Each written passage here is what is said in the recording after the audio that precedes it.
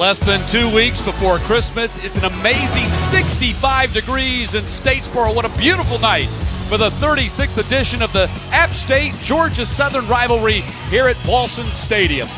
And good evening, I'm Matt Stewart, joined by Danny Watt. Danny, a year ago, Eagles spoiled the Mountaineers' New Year's Day 6 bowl hopes and handed the four-time Sun Belt champs their only loss of the season. That's right. What would have been a perfect season for the Mountaineers was spoiled by the Eagles. Georgia Southern had a 24-7 lead going into the fourth quarter, and App State tried to fight their way back, scored 2 touchdowns in the fourth, and even got the ball back with 1:13 in the game, but ran out of time as the Eagles would win in Boone on Halloween night. Rivalry recap. App leads the all-time series. The two have played every year since 1993. And what a rivalry it is to go from the SoCon now to the Sun Belt, and usually this game has implications on the Sun Belt Conference Championship in the East Division, and this is the first time that this game's been played on a Saturday night since 2013. Coaches preaching energy over emotion. There will be plenty of both here tonight. Pride and bragging rights on the line. It's Georgia Southern and App State. Opening kick is coming up next.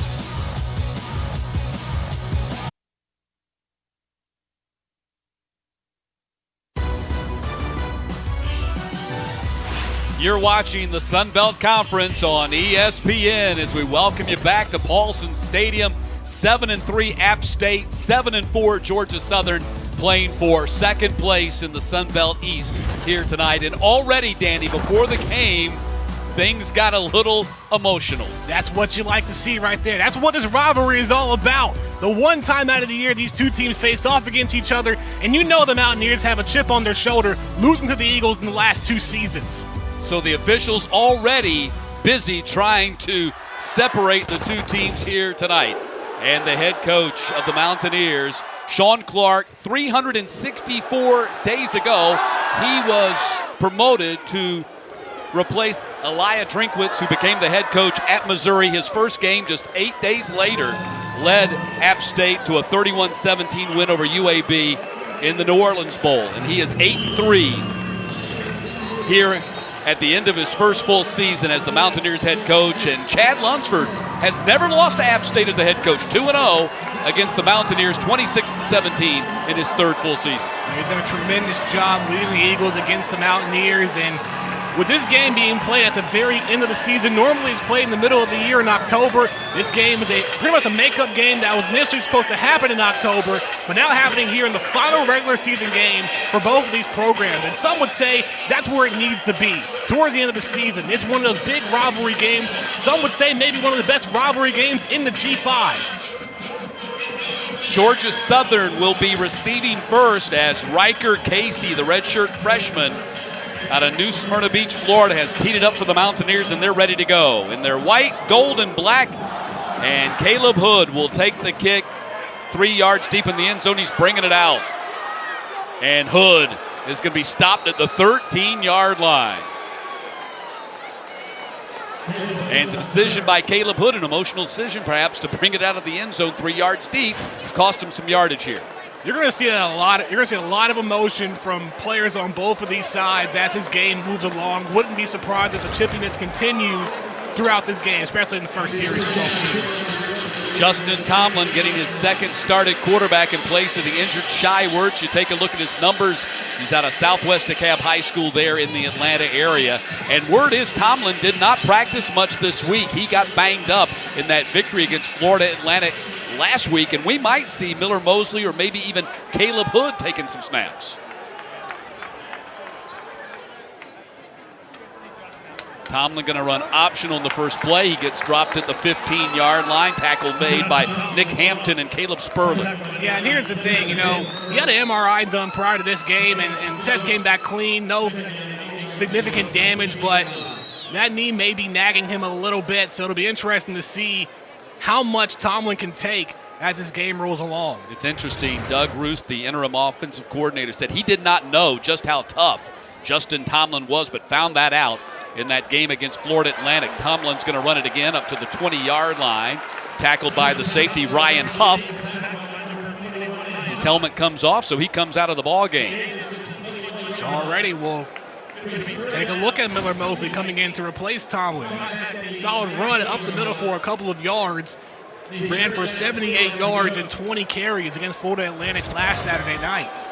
So Miller Mosley, the fifth-year senior out of Mobile, Alabama, transfer from Wofford, checks in on 3rd down and 3. And the handoff, and Logan Wright not going anywhere, and the Mountaineers have stopped the Eagles in a 3-and-out on their opening possession. And next man up has definitely been the key phrase going out through this season. Miller Mosley has not played in any games this year, so imagine that, your first game coming in against your top rival in Appalachian State.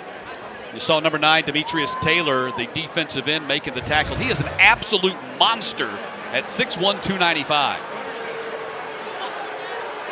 Anthony Beck on the punt, standing at his 5-yard line. And Beck booms it out of there. That is an absolute boomer. Malik Williams going back to the 26 to field it. Williams up across the 40 and the 45-yard line, runs out of bounds at the 49, and flags are out way back at the 32-yard line. So, Danny, this one likely is going to come back. Yeah, Williams had some space up the right side. Once, like you said, a booming kick from Anthony Beck, able to send it deep downfield. And we'll see what the call is and see if App State moves back a bit. Kyle Olson, our referee. Illegal block in the back. Return team. Number 0. It's a 10-yard penalty from the spot of the foul. First down. So Mylan Tucker is called for the block in the back. And there you see he trying to keep his hands up, going through, just collided with a member of the Eagles punt team. And so instead of having the ball at their own 49-yard line, App State will instead start at their own 21. And their veteran quarterback, Zach Thomas, fifth-year senior, has accounted for 19 touchdowns this season, 17 passing, 2 rushing. He does have 10 interceptions this year. Well, he's had to adapt a lot throughout this season with a couple of senior wide receivers being hurt throughout the year, and you can't forget Corey Sutton opting out to play here in the 2020 season as well. Play action. Thomas going for the home run over on the far sideline, and it's broken up at the 40-yard line by Daryl Baker, trying to get into Christian Wells. And Thomas is going to want to have a great game here in Statesboro. You got to remember, last time he was here in Statesboro, Georgia, he was out after the first series and did not play the rest of that game. It looked like Christian Wells actually became the defender on that play, knocking the ball away from Daryl Baker, who was set to intercept it. Yeah, able to prevent an interception there for sure. 2nd down and 10. Handoff goes to Cameron Peoples. He gets jammed up right at the line of scrimmage. No running room for Peoples. Randy Wade making his 38th career start here tonight in on that tackle. He's had a great season so far, 27 tackles on the year, that one being his 28th. Able to stop the run right up the middle, able to break through and get past Mike Evans for the tackle. Brings up 3rd down and 9. Mountaineers second in the Sun Belt Conference, averaging 441 yards per game.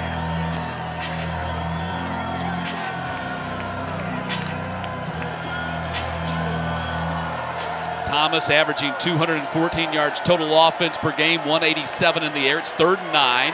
Comes near side. That's complete at the 33-yard line, and that's going to be a first down catch by Thomas Hennigan, their top receiver. Hennigan with his 38th reception on the season has over 500 yards and 2 touchdowns. Expect him to be a go-to guy for Thomas. And Thomas with a lot of time and space in the pocket to let it fly. Tackle made by Derek Canteen. Hennigan has been a go-to guy for Zach Thomas now for a number of years. Senior out of Greensboro, North Carolina. It's 1st and 10 now for the Mountaineers.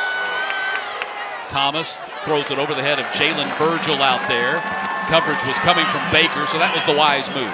And that's one thing that you mentioned, with Hennigan being one of the seniors on the offense for App State. Both sides have a lot of seniors that have been out throughout this rivalry for years now, and seeing all of them play in their senior years is pretty special. A lot of seniors, a lot of those players that were recruited by Eagles defensive coordinator Scott Sloan, who was on the App staff from 2010 to 2017. Second down and 10. Zach Thomas going to run it for the first time tonight. He's going to be stopped. Justin Ellis, the defensive end, drops him for a loss. That'll give Ellis his 7th tackle for loss this season. And you mentioned Scott Sloan being the former defensive coordinator for App State. So he knows what to expect from this offense and has prepared the Eagles a lot for this game. Yeah, Coach Lunsford said it's helped the Eagles on both sides of the ball, having Sloan's insight on kind of the App State strategy and game plan. 3rd and 14 now.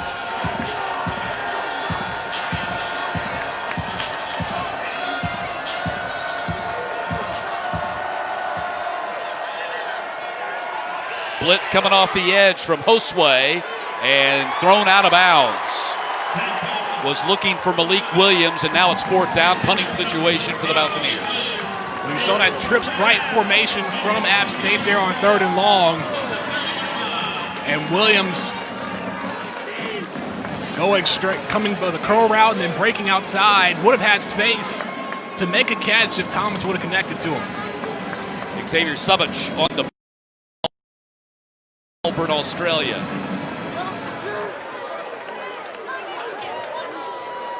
Left-footed boomer down inside the 25-yard line, and Caleb Hood dancing and dropped right there at the 25. And that's where the Eagles will be on offense for the second time tonight, scoreless in Statesboro.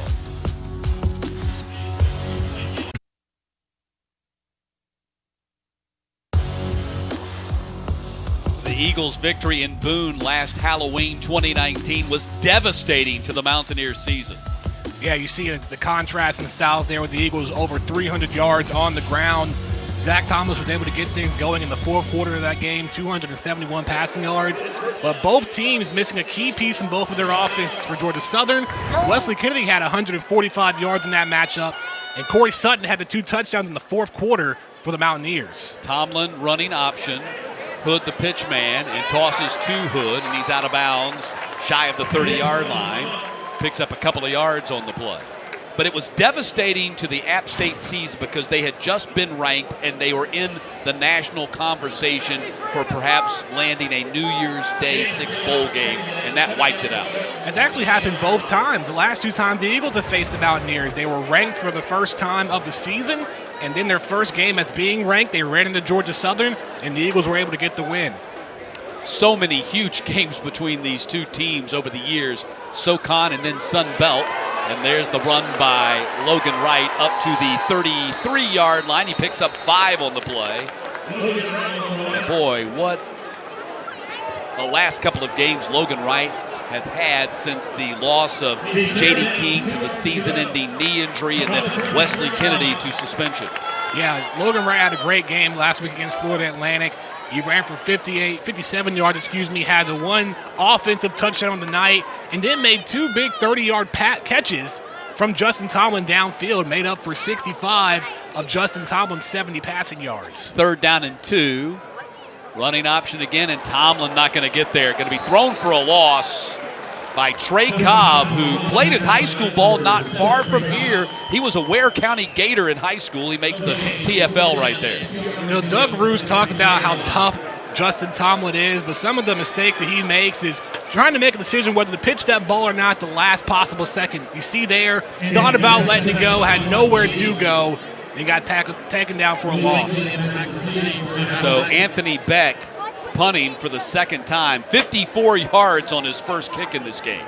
And Malik Williams standing deep for the Mountaineers at 27. Another rainbow shot that Malik Williams has to go back to the 16 to get and bobbled it as he caught it. And that's where the Mountaineers will start their second possession. They have not had good field position yet.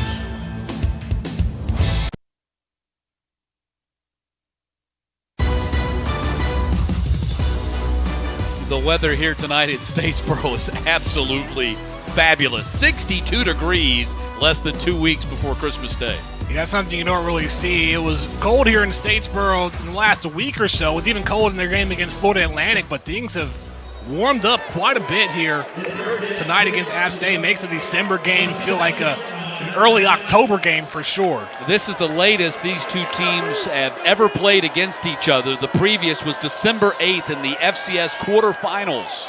Handoff goes to Peoples, and Cameron Peoples up to the 23-yard line. A pickup of 5 on the play for Peoples. 738 yards rushing on the season for Peoples and 7 touchdowns. It's going to be a busy night for Peoples and for Nate Noel, the freshman running back, because we found out prior to the game today that Marcus Williams isn't going to play. It didn't even make the trip down to Statesboro for this matchup. And, of course, they're also without Datrick Harrington, who's been out since a couple of weeks ago with an injury. This time of the season, everybody is beat up. Peoples gets it again, runs to the sticks, and picks up the first down.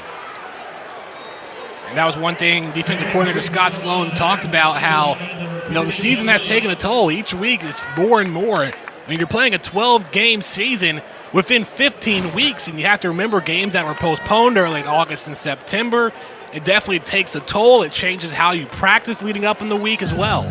There's no doubt about it. This has been a longer than 12-game season because of what you just said right there. How many times have the Eagles been practicing for a game that whole week and then there not be a game? Right. Same thing for App State and so many other teams around the country this year. Peoples, his 3rd consecutive run, and nothing this time as he is tackled by Reed Dedman and Raymond Johnson. The defensive line so far has done such a tremendous job making the stops on runs. First it was Justin Ellis, now Raymond Johnson from behind. Vic Cabral deserves a lot of credit for the way he's coached his D-line up through this season, because they've been able to come through game in and game out. And Georgia Southern coming off a defensive performance in which they did not allow a touchdown last week against Florida Atlantic. 2nd down and 11. Thomas to the air and throwing underneath at the 31-yard line, and it's broken up. Hennigan the target, and Canteen on the coverage. And Derek Canteen just had a tremendous year for himself. The redshirt freshman picked up his 5th interception last week against Florida Atlantic. Although if you look back, Chad Lunsford said he wished that Canteen would have batted the ball out of the air rather than make an interception at the 3-yard line. Would have gave the Eagles some good field positioning on offense. 3rd down and 11.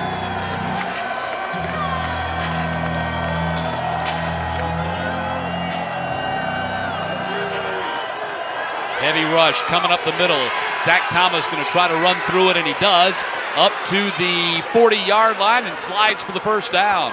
What a heady play by the veteran quarterback, who is 30-5 as an all-time starter. Yeah, making it another start, and just look at the pressure by Georgia Southern defense. Was able to break one tackle, changes direction from north-south to east-west to create some space, and able to get the first down, absorbs the hit. Slides for the first. And once he gets the first down, has the wisdom to get down. 1st and 10 now. Big pickup on 3rd down by Zach Thomas. Sunbelt preseason offensive player of the year. Hasn't quite worked out that way for him this year. Pass across the middle. It's caught right in traffic, and Malik Williams down to the 41-yard line.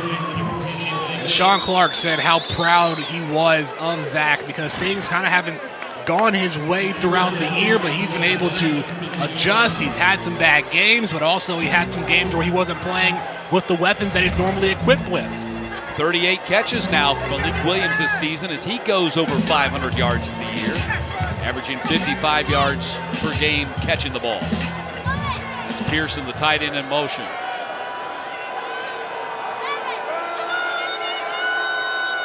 Handoff Peoples. They meet him in the backfield. Great penetration there by Rashad Bird, making his 25th consecutive start here, the big senior linebacker.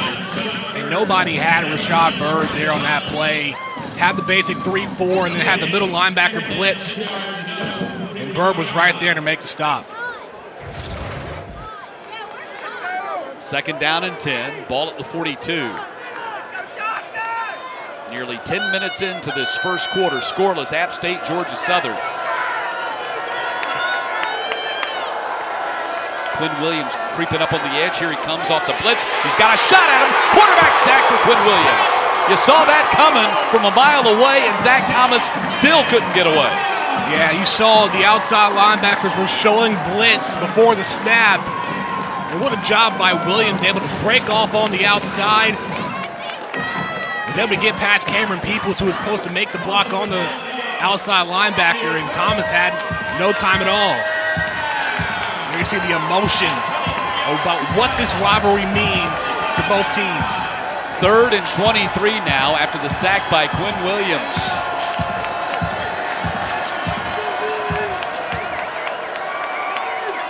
Quick throw out to Malik Williams, trying to set up a screen. He will not get anywhere close to the first down as Anthony Wilson, the safety, drives him out of bounds. It's 4th down, another punting situation for App State.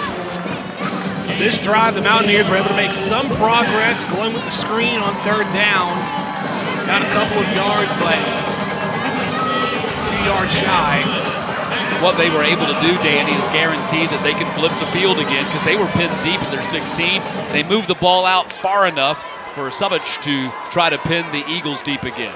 Caleb Hood, and this is a spiraling kick. It's going to be taken at the 14-yard line, and once again, Eagles saddled with poor field position with just under 4 minutes to play here in the first quarter.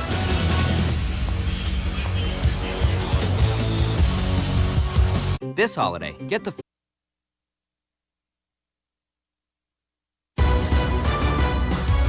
App State defense has held Georgia Southern to just 6 plays and 15 total yards so far in this game. Yeah, it's been hard for the Eagles to get things going on the running game. As we talked about before, Justin Tomlin not 100%, trying to tough it out and seeing what he can do. But on some of those reads on the outside, the defense from App State was there to make the stop. So 1st and 10 for the Eagles from their own 15-yard line. And Gerald Green gets his first carry of the ball game, gets maybe a yard on the play. And we were talking about how Georgia Southern spoiled App State's New Year's Day 6 bowl hopes last year. Could be happening tonight with Troy now leading Coastal Carolina with just 1 minute and 20 seconds left in that game. Yeah, it's been a magical season for the Chanticleers, but now in some trouble. Was ranked as high as 13th in the college football playoffs, still hoping for a potential New Year's Six bowl, but it's not looking good for them right now. So we'll keep you updated on that as Troy has just scored with less than 2 minutes to go to take the lead in that game. Tomlin running option here, and Tomlin slips a tackle up across the 30. He might go. It's a foot race. Tomlin finally caught at the 30-yard line by Huff.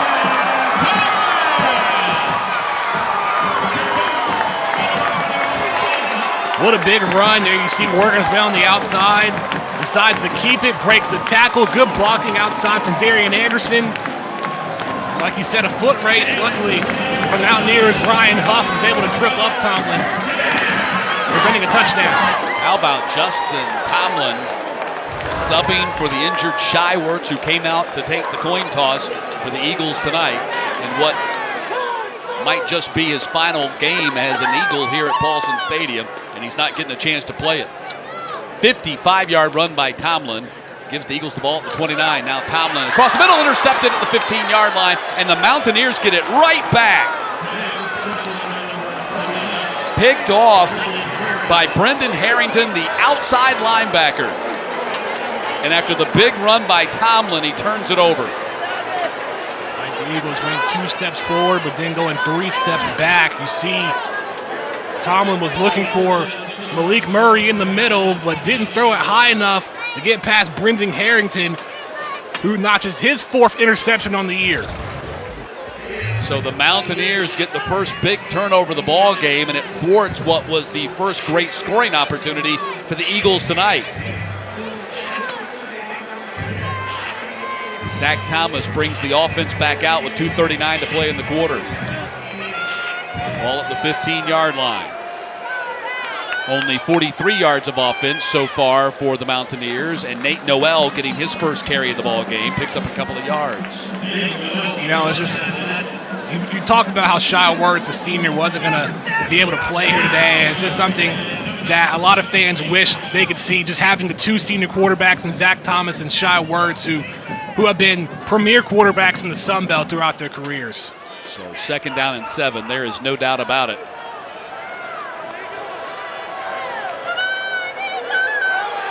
Thomas throwing on the run and intercepted at the 29. Spalding, touchdown, pick 6, Georgia Southern.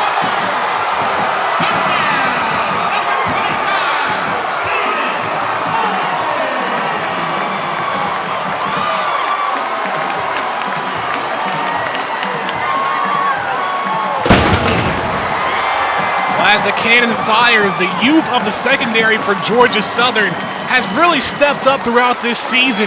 Derek Cantina, redshirt freshman. How about David Spalding, the redshirt freshman from Riceboro? Able to read that pass, get an interception, and able to get the Eagles on the board. Rayner on for the PAT. Beck, the punter, is the holder. Langen, the snapper. 7-0, Georgia Southern. How about that? The two teams swap INTs. This one a pick six for David Spalding, the backup corner who jumped the route, anticipated the pass attempt to Hennigan, and had smooth sailing into the end zone. Able to read it very well. Hennigan just unable to get in front. Just a tremendous read from Spalding. His first interception, and a big one at that. Taking it back for 6. Meantime, at Troy, Grayson McCall, a 23-yard touchdown pass with 35 seconds to go, and the Chanticleers back on top, 42-38. Man, Coastal Carolina has had some exciting games. You point back to the game last week, taking on BYU on days of notice in Conway. A battle between two unbeatens who've had great seasons. I mean, the story of Coastal Carolina has been just so incredible to watch, where it's picked to finish at the very bottom of the East Division and have proved all the doubters wrong here through 2020. Beating Georgia Southern and App as well. Yep. Dylan Lewis kicking off for the Eagles. And it will go out of bounds or go through the end zone. That's going to be a touchback. It went into the end zone just barely. That was close to being a penalty, but instead it goes through the end zone, and so the ball comes out to the 25-yard line. There's no doubt App State, 7-3. This is the first time since 2015 they're not going to win at least a share of the Sun Belt Championship. 4-time Sun Belt champions. They were a combined, their teams that they lost to, the 3 ranked teams, that combined 26-2 on the season. Right, and Sean Clark, the head coach, told the team the message is, how are you going to finish this season? Yeah, this is going to be the first time that they don't compete for the Sun Belt Conference Championship, but you're still competing for a bowl game as well.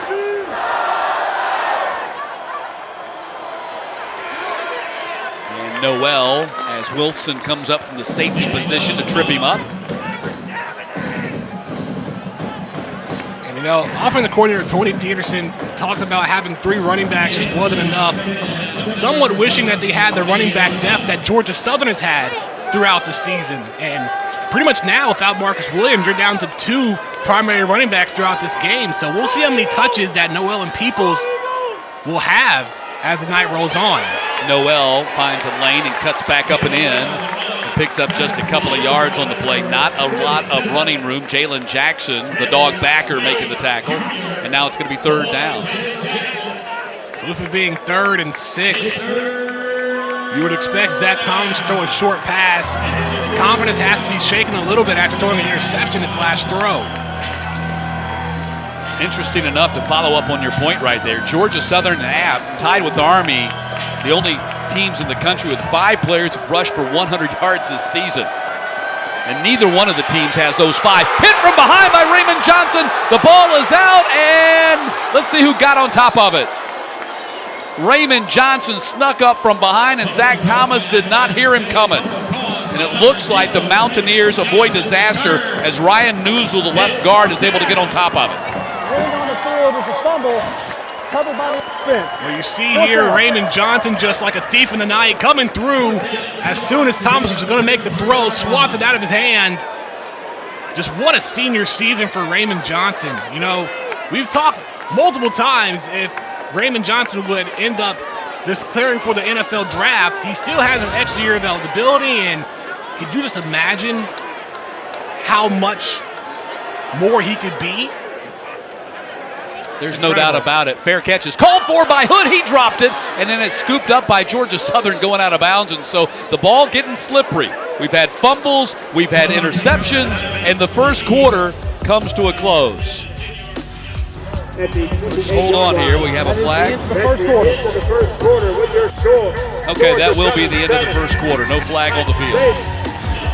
The pick six by David Spaulding, our only score so far as we head to the second. Verizon 5G is here.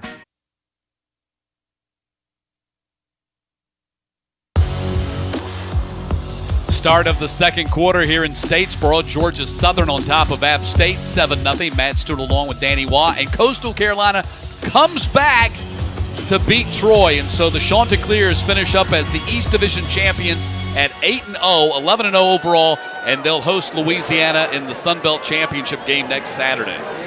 Green on the first carry of the second quarter for the Eagles. What an exciting game, Troy.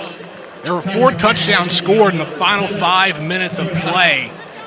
And Grayson McCall able to get a 23-yard touchdown pass with 35 seconds remaining to win and remain undefeated in the regular season.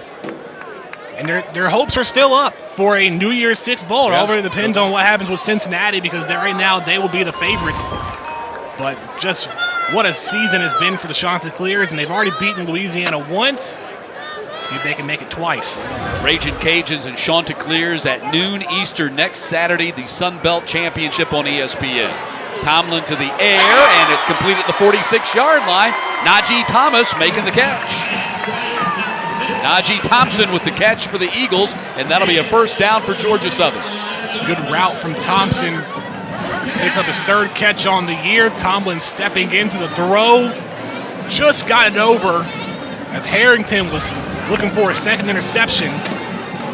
Good confidence maker on that throw right there by Tomlin after his previous pass was intercepted.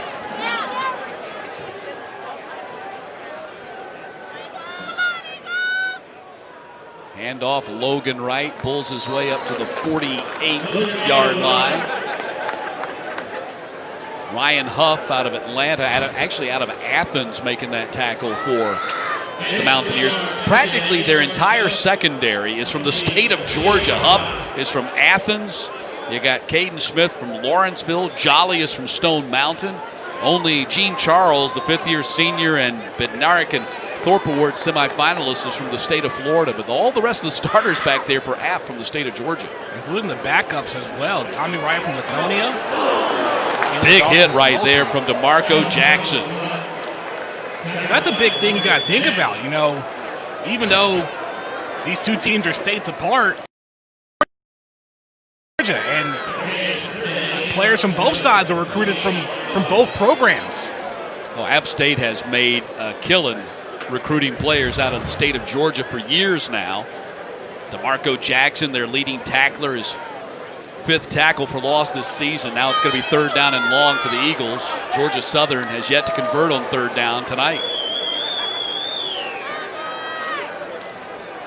Tomlin in the pocket, throws it out here. It's complete to Cam Brown, the tight end, and he is going to be a little bit shy of the first down, depending upon where they spot it. I think they're going to spot it short, and so do you go for it here, Danny, on 4th and 1? You have to at this point. I mean, you're able to get across the 50, so it wouldn't be the worst thing in the world if you did decide to go for it. And if I'm Georgia Southern, I put Logan Wright in the backfield and hand it off to him right up the middle. He's been a power back for the Eagles to convert first downs. 4th and 1. Handoff, Logan Wright, got it. He needed 1 and got 2. Even though Trey Cobb, the young man out of Waycross, Georgia, came up from his linebacker spot to meet him, wasn't strong enough to push him back. And that's what you do right there. Logan Wright, able to absorb contact and able to give you an extra yard. So 1st and 10 Eagles after they convert on 4th down. 1st and 10 from the 43. Georgia Southern with a 10-game home winning streak. It's their longest since 2015. Leading 7-0 here, early second quarter. Matt LaRoche on the carry. And Brendan Harrington, who already has an interception in this ball game, makes the tackle. And outside of the big 55-yard run from Tomlin, you know, all these other runs from Georgia Southern on offense have been for about 2 or 3 yards. So Tomlin may have to rely on the pass a little bit if they want to move the ball downfield. That run by Tomlin, by the way, gave the Eagles 9 runs of 40-plus yards this season. They are number 3 in the nation in that category. They lead the nation in runs 20-plus yards, 27 of those. And Gerald Green right up the middle to the 31-yard line, picks up the first down. And the Eagles have 2 young and exciting running backs in Gerald Green and Jalen Wright. There you see Green is able to take the hit and move upfield, hanging onto the ball, almost had it stripped away. Green, the budding star out of East Coweta High School, redshirt freshman. Had the big 69-yard touchdown run in the Eagles' victory over Troy last month. 1st and 10, going to get the rock again. This time, very little running room. Runs right into the teeth of that App State defense led by the massive 300-pound nose tackle Jordan Earl. Earl, only a sophomore, playing around 2 seniors in Demetrius Taylor and Caleb Sperlin on the defensive line. He's got a great career. He's making great progress here for the Mountaineers. 2nd down and 8, 5 minutes into the second quarter. Georgia Southern putting together their best drive of the ball game so far.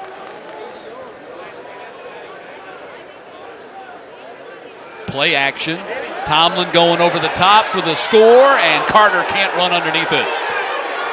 Tight coverage right there from Stephen Jones. Carter wanted a flag and doesn't get it. Well, on that throw, it seemed like Tomlin may have overshot Dexter Carter on the pass. You see again, it was right where he wanted it. Carter just a tad shy, but the contact came right as the ball was getting there. Dexter Carter still looking for that flag, not going to ever get it. It's close. It was 3rd down and 8. Tomlin 2 of 4 passing, 23 yards coming into this quarter. Heavy rush. Oh my goodness, Tomlin took a shot right under his face mask and a flag out on Demetrius Taylor. Hopefully Tomlin's okay. He appears to be, but Demetrius Taylor laid him out, but got a little bit too rambunctious with his hit. Well, you saw the 2 offensive guards pulling towards the left, and that was just, you saw Demetrius Taylor's eyes. Personal foul, roughing the passer, defense, number 9. Passes to the goal, automatic first down. Any defensive end would be excited to see this an open opportunity for a sack, and they can't hit him up high like that. No, you're right. I mean, he came in, if he makes the hit, in the torso, he's okay, but he came up high and hit him above the shoulder pads, or right there on the shoulder pads, maybe got part of the helmet as well. So a big 15-yard mark off, and that gives the Eagles the first down at the 15-yard line. I think he got just too excited, knowing the emotions that these players have in this rivalry, but at the same time, you have to play smart. Remember, the coach is all I'm saying, energy over emotion here. You can't let the emotions get the best of you in a game like this. Tomlin running option here, going to keep it inside the 10, inside the 5, touchdown! Tomlin and Georgia Southern, 13-0 Eagles.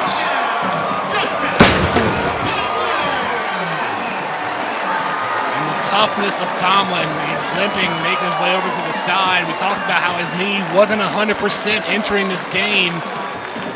This resiliency that Tomlin has staying in. It's a great run, great read. Able to get through, and at the very end, DeMarco Jackson was on the tackle. And while it is touchdown Southern, you wonder if Tomlin will come back or how he's feeling at this moment. Rayner puts it through. 15-yard touchdown run by Justin Tomlin gives the Eagles a 2-touchdown lead, but is Tomlin okay? We'll find out.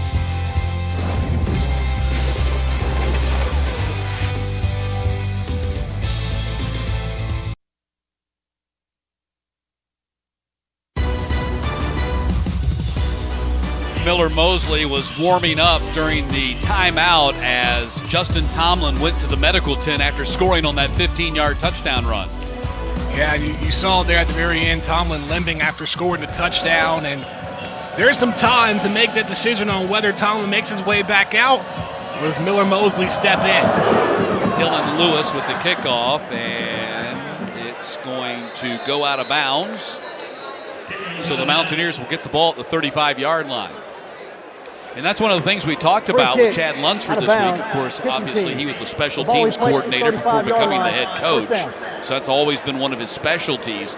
And the one thing that he would really like to have is a kicker that could boom it into the end zone, but Lewis cannot do that consistently. So they find themselves trying to kick to the left corner most of the time. Yeah, and they've been trying to work on it, and Lewis, a freshman from Sharpsburg, so he'll have plenty of time to develop that as his career moves on. So Mountaineers down 2 scores now as they go back on offense. Georgia Southern trying to win 3 in a row in the series for the first time in close to 20 years. Blitz coming off the edge, and Dedman gets to him, a quarterback sack. Reed Dedman with the QBS. And with Zion McGee out for Georgia Southern, you've seen Benz Hostway and Reed Dedman really step up in the last couple of weeks. And you see Dedman, he kind of got pushed right into Thomas to get that sack. That's his first sack on the year. Had a fumble recovery last week against Florida Atlantic. Second sack of the night. Make that the 3rd sack of the night for the Eagles. Johnson and Williams also have a pair between them. And Scott Sloan really dialing up the pressure tonight. Pass complete to Hennigan at the 35-yard line, the original line of scrimmage, and it's going to be 3rd down and long after Spalding makes the tackle. Well, Scott Sloan talked about how dialed in they were against Florida Atlantic, and you just think about what they were able to do. A couple of forced fumbles, a few interceptions along the way. And you're having it continue into tonight.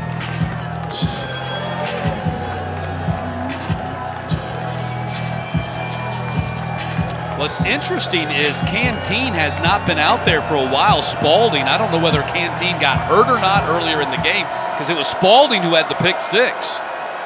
Again, heavy pressure coming. It's complete to Hennigan. Spalding making the tackle. That's going to be a 1st down for the Mountaineers. Well, I'm taking a look at Derek Canteen somewhat waiting by the medical tent. So there could be something up with him. We'll see what goes on there. But Spalding's done a great job coming in. He had the pick 6 in the first quarter. Back to live action. The run by Peoples up to the 50-yard line. Picks up 4 on the play.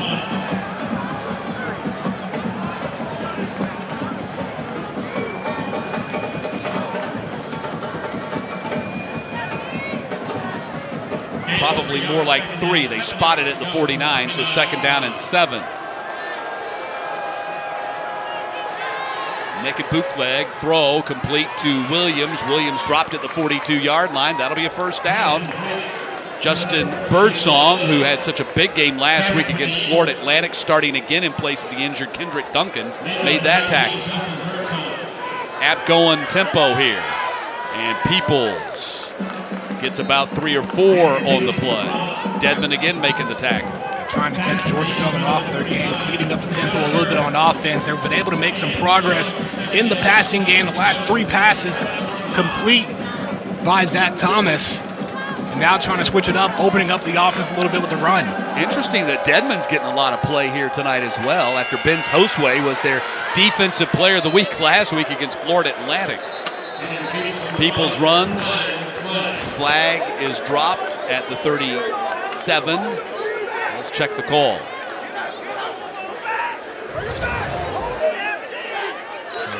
We're likely to be going back Holding. here. Offense, number 60. 10-yard penalty from the previous Noah slide. Hannon, 2nd down. the center, called for the holding call. And the Mountaineers playing without their 5th-year senior Cole Garrison at left tackle tonight. He's been replaced by Anderson Hardy, number 74 at left tackle. Injuries on both sides. And Hannon, as a senior, has to be cautious of that. Can't do that when you're making progress on offense. Thomas to the air, throws to Hennigan, and Spalding gets him on the ground right away at the 42-yard line. Spalding is really making the most of his playing opportunity here tonight. Well, they're going right at him. They know that Canteen's out of the ball game. They keep going that way. Yeah, senior on freshman. Hennigan wants to redeem himself after, giving up, unable to make that catch, resulting in an interception from Spalding. Read that previous pass play very well. App is 3 of 6 on their third downs tonight. This is a long 3rd and 11. Hennigan again, and Hennigan's going to get the first down. How about the wily veteran to curl around, find the spot in the defense, and then has the knowledge to know where the sticks are, can pick up the first down. Yeah, great job. Was going with a slant route inside, made the catch, and instead of continuing his momentum going up towards the middle, takes a stutter step, bounces on the outside, and able to get the first down. The guy's played a lot of big games for Appalachian State. Look at that. He even put the ball out there like he was going to pitch it, and there was nobody there. Just a fake to nobody, but maybe if the defense bites, it gets you that extra yard, and it did. 1st and 10 at the 31-yard line. Standard rush, they go up top. Oh, and he missed his man. Malik Williams was wide open. That's a heartbreaker. Williams was open up the middle, was able to break past a defender, and Thomas had a good throw. Let's see here again. He had one hand. Just tried to make a one-handed catch. It's kind of been that year for Zach Thomas, just not quite where he had been. Peoples, flag out, likely a hold coming up here against App State as Peoples gets stopped after a 1-yard gain, maybe 2.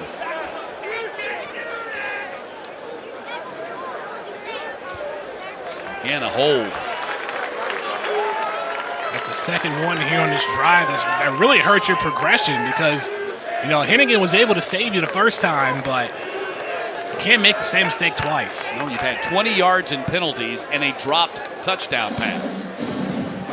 They'll be happy to try to make it out with a field goal here on this possession. Number 61. Second down. That'll back them up to the 40-yard line. Eagles, as we mentioned, going for their 3rd straight win of the series. They have not done that since 2000 to 2002 when they beat them 4 times. Beat App 4 times in that span. That included the victory in the FCS quarterfinals. Maybe the highest stakes game that these two teams have ever played. That was Hannon again, the center, called for the hold.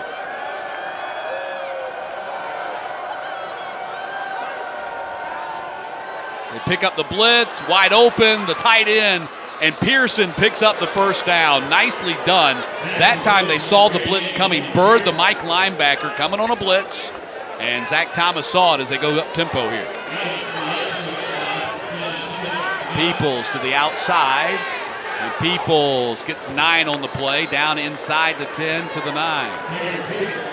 Well, normally, when it's 2nd and long, sometimes you try to go for a run to set up 3rd down for a pass, but Thomas, once again after another holding penalty, has found the man up the middle and opening up the run game for Peoples on the outside. Great blocking. And the player down for Georgia Southern, that's Rashad Bird. Yeah, the veteran, they're looking at his leg.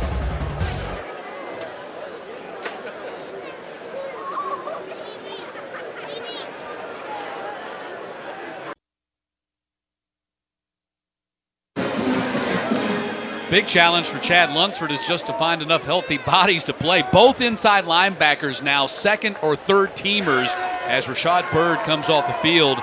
John Ferguson checks into his spot, and of course Todd Bradley's already starting after Raynard Ellis opted out a couple of weeks ago. 2nd and 1. Thomas gonna run it, and he picks up the first down at the 7. Well, that's the one thing we've talked about with this being a long season and how banged up these guys are. Thomas, with this being 2nd and 1, just needed to cross and get a first. Josue in on that tackle, so 1st and goal. Oh, he did not get the first down. They spotted him short. I thought for sure he got to the 7-yard line. They've spotted the ball at the 9. But we'll see what they decide to do here. You can go for a short run. Lined up tight here. I thought for sure he got to the 7. 3rd down and 1. Spin and throw, and now it's going to be 4th down and 1. How about that? A little bit confused there on who he was trying to find. But with being 4th down, they're going to go for it. They're staying out there. App State 9 of 17 in 4th down conversions this year. Yeah, you don't want to get into a game like this where you're swapping field goals and touchdowns. You're down 2 already, 2 touchdowns already. You really need the 1st down here. And they get it as Peoples cracks in there at the 7-yard line. Honestly, that should have been the play they chose to run on 3rd down. But nonetheless, a 1st down, right decision to go for it. This being a rivalry game, you're right. You can't trade field goals for touchdowns. So now it really is 1st and goal to go for the Mountaineers. Also, can we mention that it's under 3 minutes to play in the 2nd quarter? This has been a long drive from the Mountaineers. Yeah, the drive started 9:22 mark, so it's approaching 7 minutes long. They pitch to Virgil. Virgil not going to get around the corner. Birdsong comes up with a big tackle for loss. Birdsong, the junior out of Lithonia. He has improved so much, stepping up in the place of Kendrick Duncan. Out of Stevenson High School there in the Atlanta area, had a career-high 6 tackles last week and a pick against Florida Atlanta. Actually had 2 picks, one that was called back because of pass interference on Anthony Wilson. So 2nd down and goal, now back at the 11. Thomas running a fade and tightly covered Malik Wilson. Malik Williams covered by Wilson, and now it's going to be 3rd down and goal. So a high pass from Tomlin, just great coverage from Wilson, and there's Justin Tomlin. And we got word that Tomlin is done for the game. They're taking him by the golf cart out of the stadium to the locker room. So it looks like Miller Mosley will be the quarterback from here on out for Georgia Southern. Meantime, it's 3rd down and goal for the Mountaineers from the 11. Exactly 2 to play in the half, and the play gets blown dead, and now it's going to be 3rd and goal from the 16. False start. Offense. Number 11. Our penalty. 3rd down. That's now 68 yards in penalties for App State and 0 for Georgia Southern in this game. That's the 3rd penalty on this drive. 2 holding calls, now a false start. Just does not help with their production on offense moving downfield. 25 yards in penalties, a drop touchdown in the end zone, or a bad pass, whichever you choose to go with right there. 3rd down and goal now from the 16. Going for the end zone jump ball, and it's caught for the touchdown. Touchdown, Appalachian State. Jalen Virgil going up over the defender for the Mountaineers' first score of the night. Virgil with his 3rd touchdown reception on the year. One-on-one coverage on Darrell Baker, was able to leap over. Great catch, and that's one thing that Zach Thomas was missing in some games throughout the season, his veteran wide receiver. Sometimes it was a one-man show for Thomas with freshman wideouts, but Virgil this time able to come in clutch, and what was a lengthy drive for the Mountaineers, able to overcome and get a touchdown after 3 penalties and a missed touchdown pass. It seemed like they worked so hard to get that touchdown, and now we'll get to see what Miller Mosley can do with under 2 minutes to play in the 1st half here on ESPN 3.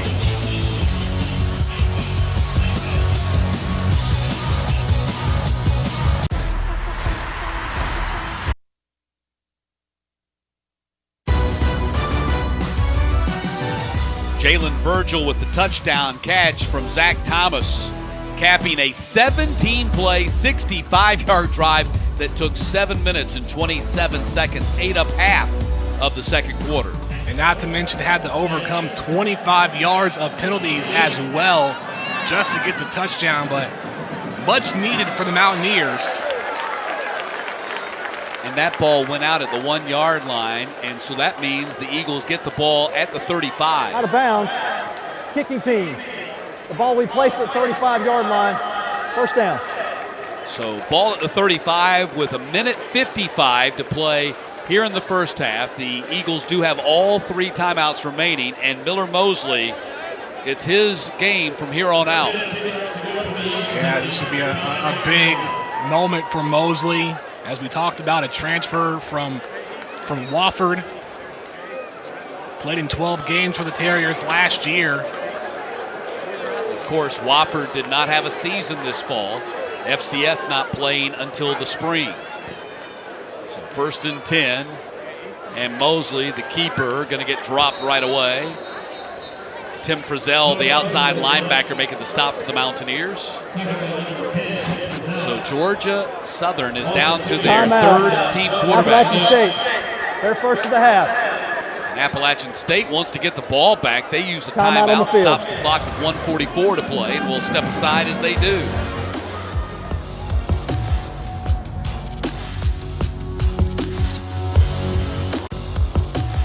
Justin Tomlin, 99 yards of offense here tonight, including the Eagles' lone offensive touchdown before having to leave with an injury. And with that, Miller Mosley has stepped in, and App State using their timeouts, knowing that they may have an opportunity to force a 3 and out, get the ball back, and try to tie this game up before the half is over.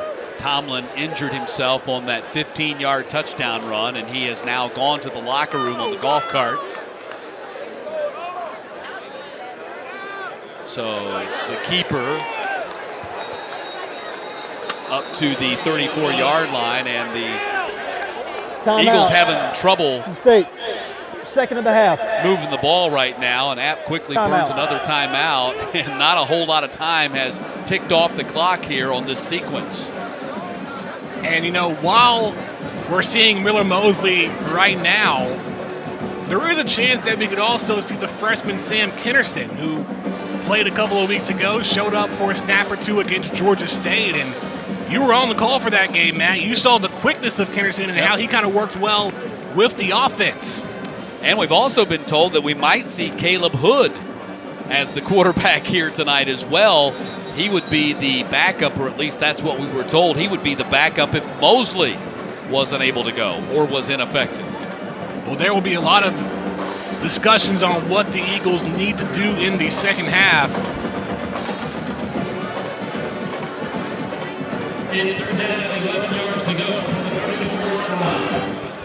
So 3rd down and 11 now.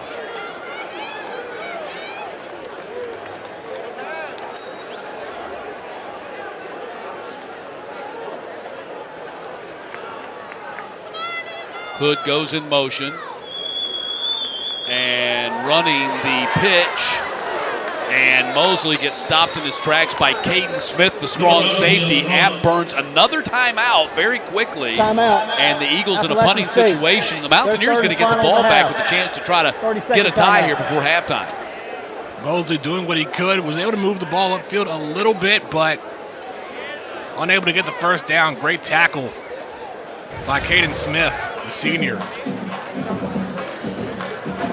Only 10 seconds elapsed on those 3 plays. What a great job of time management by App State, using their timeouts on defense to get the ball back with lots of time left on the clock to try to get another score. And what's big is the Mountaineers aren't going to have enough time for another 17-play drive. You may see them try to go for the home run play a couple of times when they get the ball back. Or they might go for a punt block here or try to set up a big return. Malik Williams is standing deep for the Mountaineers at the 19-yard line, and Beck is on to punt again. Beck averaging 52 yards on his 2 punts so far, and another boomer off his foot. Williams calls fair catch, makes it at the 15-yard line, and so the Mountaineers will start at their 15, no timeouts remaining, and 92 seconds left in the half. Right, either way, the Mountaineers see a moment where they can change the momentum in this game. What was a pretty stalemate back and forth in the first couple of series. Georgia Southern broke that with a pick six, and then they got things going on offense with a touchdown run by Tomlin, but the Mountaineers had a 17-play drive, and now a chance here from minute 32 to try and tie it up. Probably have to go about 60 yards to get in reasonable field goal range here. Thomas, ball batted down at the line of scrimmage. Justin Ellis got his hands on it. Looking at some of the routes that the receivers are running for the Mountaineers, trying to head towards the sideline to stop the clock. Look at that great job by Justin Ellis. He's tied up by Cooper Hodges, the right tackle. So when you get stalemated, your job is to throw your arms up in the air and see if you can bat down a pass. That's exactly what Ellis was able to do right there. They run it out there to Malik Williams. No blocking for him, and Baker gets him on the ground at the 17. Clock continues to run. Now it's third down. And now, let's see, the Eagles. Now the Eagles are going to try to get the ball back. Timeout, Georgia Southern. They're first of the half. Unsure as to why they would call a timeout, just to talk things over, but, you know, they could have let the clock run right there and taken more time off from the Mountaineers. I think Georgia Southern now is feeling like they can get the ball back and maybe get good field position out of this, because it's now third down and 8. They need just one more stop on this third down, and they're going to force App to punt it away and still have plenty of time to maybe get a field goal out of that. Well, here's the thing. The Mountaineers have been very efficient on third down conversions so far compared to Georgia Southern. 5 of 9 compared to the Eagles, 0 of 4. Yep. Like I said before, App State can't go for a lengthy drive here. So expect a mid-level pass or maybe the home run play. They had 3 wide receivers on the left side. Also Hennigan all alone on the right. 3rd and 8 right here. This is typically where they find their tight end. Instead, they run it. Stopped at the 20-yard line. No running room whatsoever. And now let's see, the Eagles use a timeout after Peoples gets stopped. And so Georgia Southern is going to get the ball back. It's 4th down with 1:16 left on the clock. Back-to-back 3 and outs, and right there, Peoples had nowhere to go. It was Todd Bradley going in. Also, returning in tonight's game, C.J. Wright. Missed the last couple of games. Yeah, C.J. Wright was one of the players that had been suspended indefinitely a couple of weeks ago after running with the law, but he has served his suspension, and now he's back out there. We were told he's going to maybe play 20 to 25% of the snaps here tonight. So that's good to see that C.J. Wright is back on the football field. That was a big hit by Todd Bradley. You got to feel really good for him. A guy whose career has taken kind of the long way around with the injuries, the cancer, going back to high school, and now here getting a chance to be a starter the last 3 weeks of the season. Caleb Hood standing deep for the Eagles. Georgia Southern should get good field position out of this. And Hood retreating to the 34-yard line, makes the catch right there. So Georgia Southern goes on offense, 70 seconds left in the half, 1 timeout remaining. And they probably need to get about 40 to 45 yards to get in reasonable range for Rayner. The question is, who are the Eagles going to go to move the ball downfield that far? They have not shown a whole lot of effectiveness so far. Limited sample size for Miller Mosley so far at quarterback since replacing the injured Justin Tomlin. 3 carries for just 5 yards since coming in. Got to get the ball in the hands of your playmakers. They go empty backfield right here.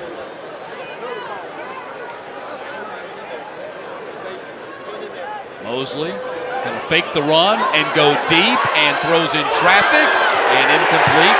Flag out. Caleb Hood was the intended target, and we might have pass interference here on the Mountaineers as Trey Cobb was shaken up a little bit on the play. pass interference, defense, number 7, 15-yard penalty, automatic first down. That was the linebacker back on the coverage. And you know, Doug Roos, the interim offensive coordinator, has to be going deep in the playbook to figure things out. It's been a unique 2 games for him since taking over for Bob the Best. Yeah, you're the offensive coordinator, and you don't get Shy Wirtz to work with. It's just the luck of the, or the unlucky draw, you might say. Gives you a chance to be creative here. Yeah, hopefully Wirtz can come back for a bowl game, but the bowl game's only going to be a couple of weeks from now, if that. Right. Mosley sprinting and throwing and incomplete. Emil Smith caught it out of bounds. If he caught it at all, he was already out of bounds. So third down now. Or second down, pardon me. Following the penalty, it was back to first down. With Mosley being a pass-first quarterback rather than a run-first quarterback, you see them trying to open up the playbook for some passing plays, going empty backfield and doing it yet again. You have Logan Wright on the far left side as well. Second down and 10. Mosley going to run it right up the middle. And DeMarco Jackson grabs him, but a first down run by Miller Mosley. The chippiness right there is Jackson getting into it, Mosley and a couple of other players. Well, that caught him by surprise. Go to trick plays. Empty backfield. They're expecting a pass. The middle of the field opens up, and Mosley able to go right through. Had a block as well from Caleb Kelly. Probably need another 15 yards to be in field goal range right here. And Logan Wright gets tripped up by Trey Cobb right at the line of scrimmage. Falls forward for about 3 yards. Clock continues to run. 31 seconds. They do have 1 timeout remaining, likely saving that for the field goal. Throws behind Darion Anderson at the 28. In this situation, you want to get in field goal range. So being 3rd and 7 and knowing what a power back Logan Wright is, he's been taken out at the moment. So if anything, they need to get at least a couple of yards forward to get Alex Rayner in a good position for a field goal. So third down and 7, ball at the 37. 25 seconds left in the half. Eagles trying to tack on a field goal at least here before the end of the second quarter.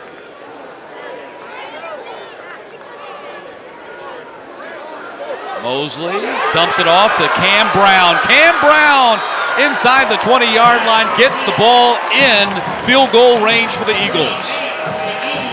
How about that? 2 catches for Cam Brown in this game. That's always an option too. Going to tight end, sweeping through the middle of the field. Gets the first down and then some.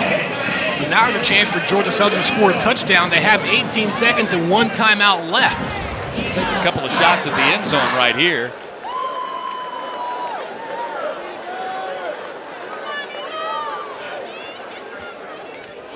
Instead, they hand off to Gerald Green. He's down to the 15-yard line, and let's see, they're just going to run it down and kick a field goal. So the Eagles let it wind on down to 3-2 and use the timeout. Timeout. Georgia Southern. Their 3rd and final time at the half. 30-second timeout. So they ran the ball there to put it on the right hash for Alex Rayner. Now all Rayner has to do is connect on the shot. How about both these coaches burning up their timeouts in the last 2 minutes of this half to try to squeeze a few more points out of the quarter? App State used their timeouts. They thought they could get it back and get a score here. They got stopped 3 and out. Georgia Southern was the team that was able to turn it around and put themselves in position to score. This will be a 33-yard attempt for Alex Rayner. Solid defense on both sides the last couple of drives. Rayner missed a field goal last week against Florida Atlantic when only made 1, excuse me. So Eagles have gone 6 plays, 50 yards in 68 seconds to set up this attempt by Rayner. He went 2 of 3. Kick is on its way, and the kick is going to be good. 33-yard field goal by Alex Rayner as the clock hits 0, and Georgia Southern a 10-point lead heading to the locker room. Nicely done by the Eagles clock management. 10-point lead for the Georgia Southern Eagles here at halftime.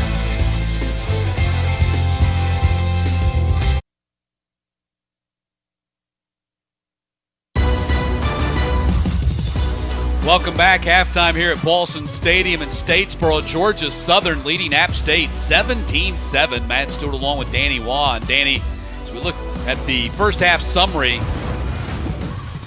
big defensive effort here by the Eagles tonight. David Spalding with the pick six has one of the 2 touchdowns for Georgia Southern. And it was a back and forth first quarter until the tail end of the first, where Spalding was able to get the pick six, and then you had Justin Tomlin rush for the touchdown, but right after he scored, went down with a knee injury, was carted off to the locker room, and the Eagles down to third-string quarterback Miller Mosley, who was able to move the Eagles in a position to get a field goal before the first half expired. And that field goal by Alex Rayner, 33-yarder as the clock hit 0. We'll see how big that was as it stretched the lead out to 10 points, 2 scores heading to the second half. And for Zach Thomas, he was able to connect and find the man for a touchdown in Jalen Virgil, being able to utilize one of his senior receivers. So we'll see how he does going into the second half. Now for potential opening, if they can make it past the Eagles defense. Halftime here in Statesboro, Eagles on top by 10.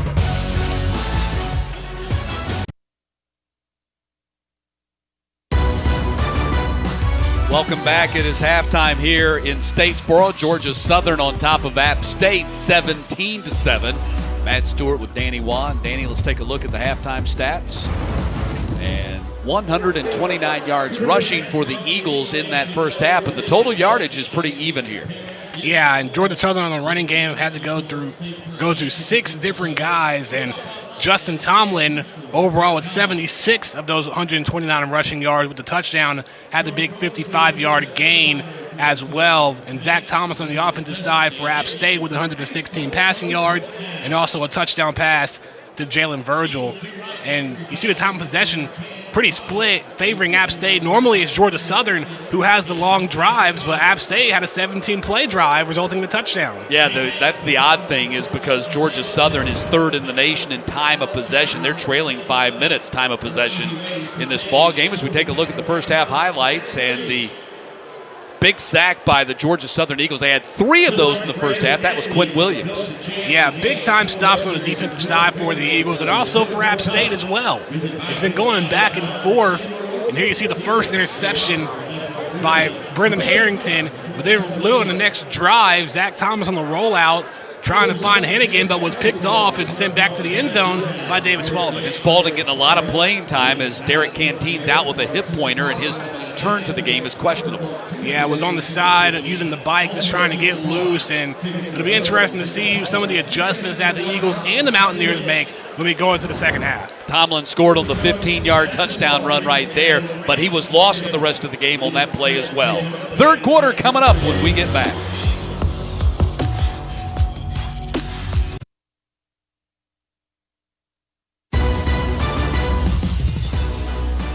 Start of the second half in Statesboro on a lovely Saturday night, less than 2 weeks from Christmas, and Georgia Southern trying to put a bow on their 2020 regular season with a third consecutive victory over App State, their rivals, 17-7 as we head to the third. And after this game for Georgia Southern, they'll be the second team in FBS to play a 12-game season, and that really needs to be praised a lot from Chad Lunsford and this Georgia Southern organization, just being able to stay healthy throughout the season, managing to pull a 12-game schedule, even for Appalachian State, who had some COVID issues in the beginning of the year, but they've gone over 70 days with no positive test at all. So a big testament to both of these teams being able to have a lengthy schedule where you see other programs in the Power 5 that are struggling at this moment. Props to the Sun Belt overall.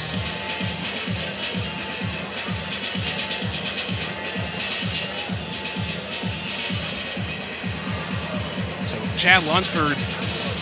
It'll be unique to see what they do in the second half. Same with Sean Clark for Appalachian State. So 10-point lead for the Eagles as they will be kicking off to the Mountaineers to start this third quarter.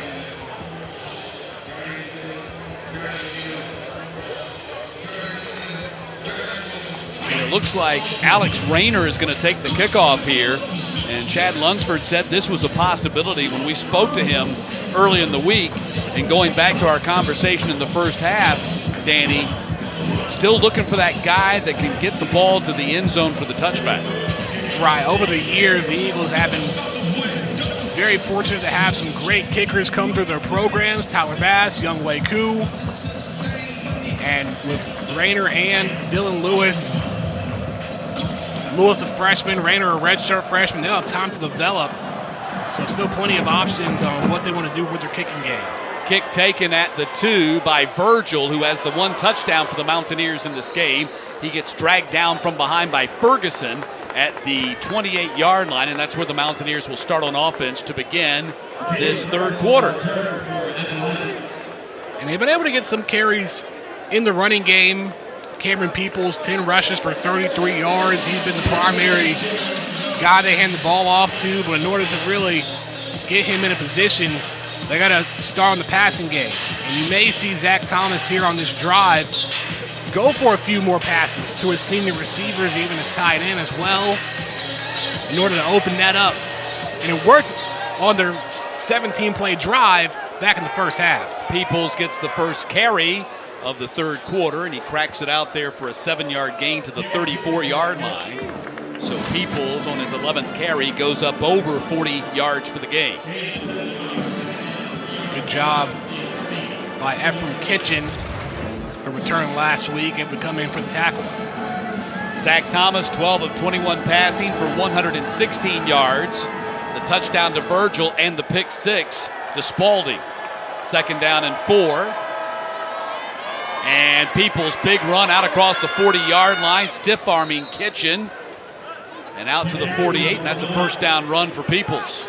Mountaineers going the other way around instead, using their running game to open things up. That time, Peoples able to bounce to the outside. It's a good run, able to follow the blockers, getting a first down. So the Mountaineers have moved it 20 yards from the 28 out to the 48. And a good start to their third quarter. Thomas, quick fire to the far sideline to Hennigan, slips out of 1 tackle, and Hennigan down to the 45-yard line. He got 7 on the play. And Hennigan's been the go-to guy so far for the Mountaineers. 6 catches now, over 50 yards receiving tonight.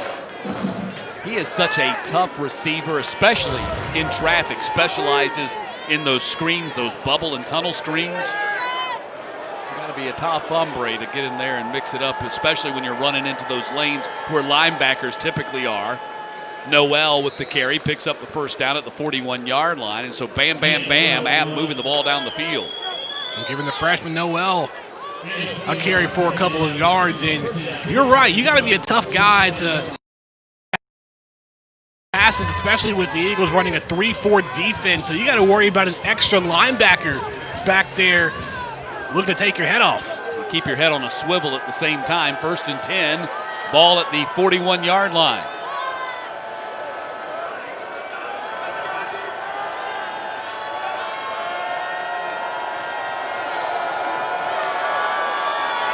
Noel got hit right away by Jose.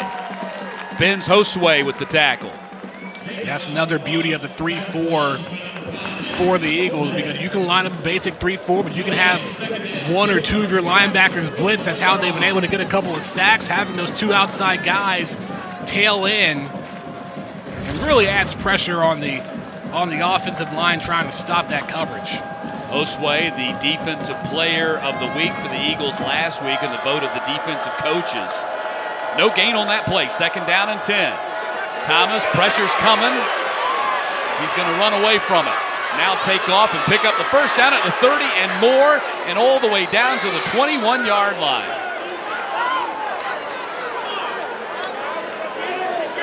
And that was close. And it doesn't look like he's moving that fast. In fact, it kind of looks like he's moving in slow motion, but he finds the running lanes. And Noel picks up about 2 on the play. More than anything, it's the awareness from Thomas, able to get through as we have. Well, he doesn't panic, that's for one thing. When the pressure comes and it's all around him, he doesn't panic. That's where your senior leadership steps in for Thomas. So they will take that penalty. And so it'll be 1st and 5. They're going to spot it at the 17-yard line. And that will be the first penalty of the ball game against Georgia Southern. Referee's mic wasn't on, but saying with an offsides on the defense. All right, go ahead. So now he's got his mic on.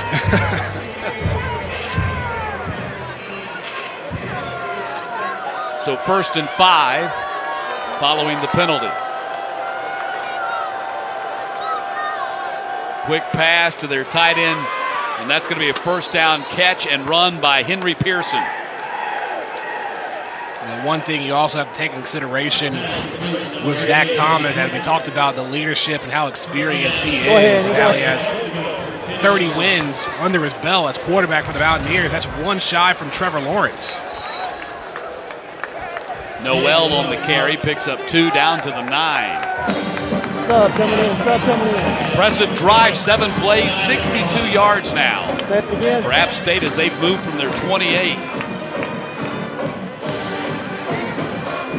And they've done most of it on the ground. 45 of the now 63 yards have come on the ground for the Mountaineers on this drive. In fact, they have more yards rushing on this drive than they had the entire first half. Thomas to the air, and Noel back in the end zone and just letting too much.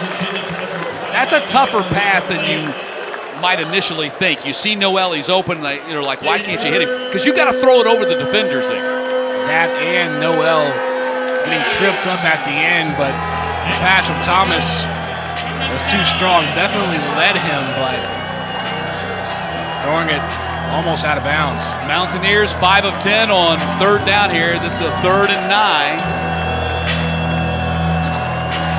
3rd and goal from the 9.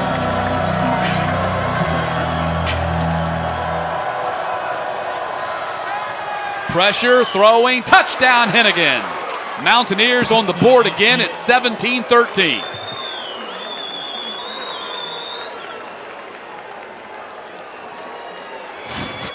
Great find. Eagles showing pressure up front. Thomas able to get it out in time, finding a slanting Hennigan. And just like that, the Mountaineers back in this game on a solid opening drive to start the second half. A 72-yard drive, 10 plays, 4 minutes. Staten on for the PAT to try to make it a field goal game again, which he does. So App State takes the opening kickoff and marches right down the field, most of that coming on the ground, but capped on the 9-yard touchdown pass from Thomas to Hennigan. 17-14 in the 3rd.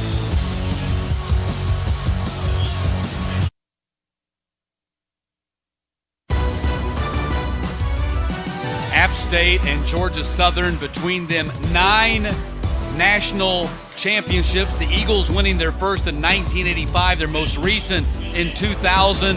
App State 2006 through 8, 3 straight national titles. A lot of success in both programs, of course, with Georgia Southern and Irk Russell making this program what it is today. Russell winning 3 of those 6 championships, and for Appalachian State in the mid-2000s, winning 3 in a row.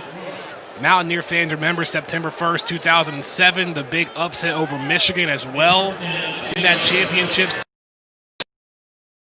access to the Sun Belt. Georgia Southern, first year in the Sun Belt, 2014, winning the conference championship. And the Mountaineers, even though they're only playing for a conference championship this season, played in the championship game the last 4 years. Yeah, this is just the second time since Georgia Southern and App State joined the Sun Belt that one of them hasn't won the Sun Belt championship. Just shows what they've been able to add to this conference. And Caleb Hood is in there at quarterback. Direct snap right to him. We were told that this was a possibility, and he picks up about 3 yards on the play. We'll see how much they decide to use Caleb Hood on these snaps. That time going up the middle, able to get 4 yards. Well, they got Miller Mosley back in there now, so I think they're going to kind of juggle this. But obviously Caleb Hood brings an athletic dimension to that quarterback position that Miller Mosley can't. Handoff goes to Logan Wright. He gets bottled up, about a 1 yard gain. Not a lot of running room for Logan Wright. Just 6 carries for 13 or 14 yards after that gain right there. Given the situation that Georgia Southern is in right now, they're going to have to come up with some unique decisions on how they want to move the ball downfield. Yes, you can go direct snap to Caleb Hood, but you have to get guys like Logan Wright and Matt LaRoche heavily involved. 3rd and 4 Eagles, 1 of 5 on thirds in the game. Mosley with the pocket. Fires, got batted down, and the big guy, Demetrius Taylor, swatted it out of the air.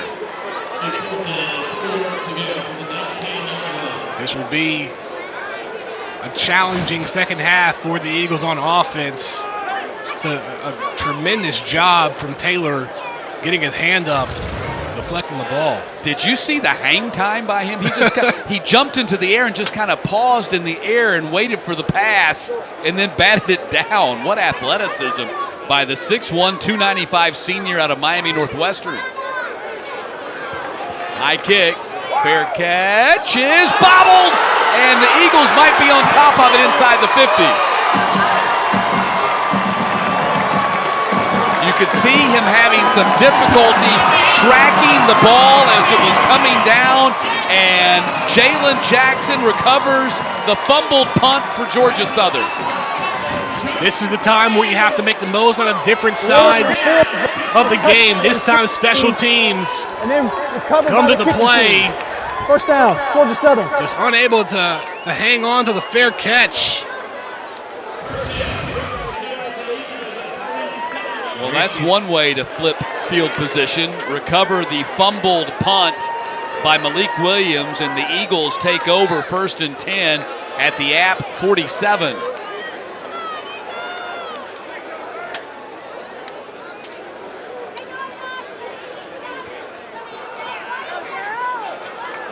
Gerald Green runs tough in there. Tackled by Caden Smith.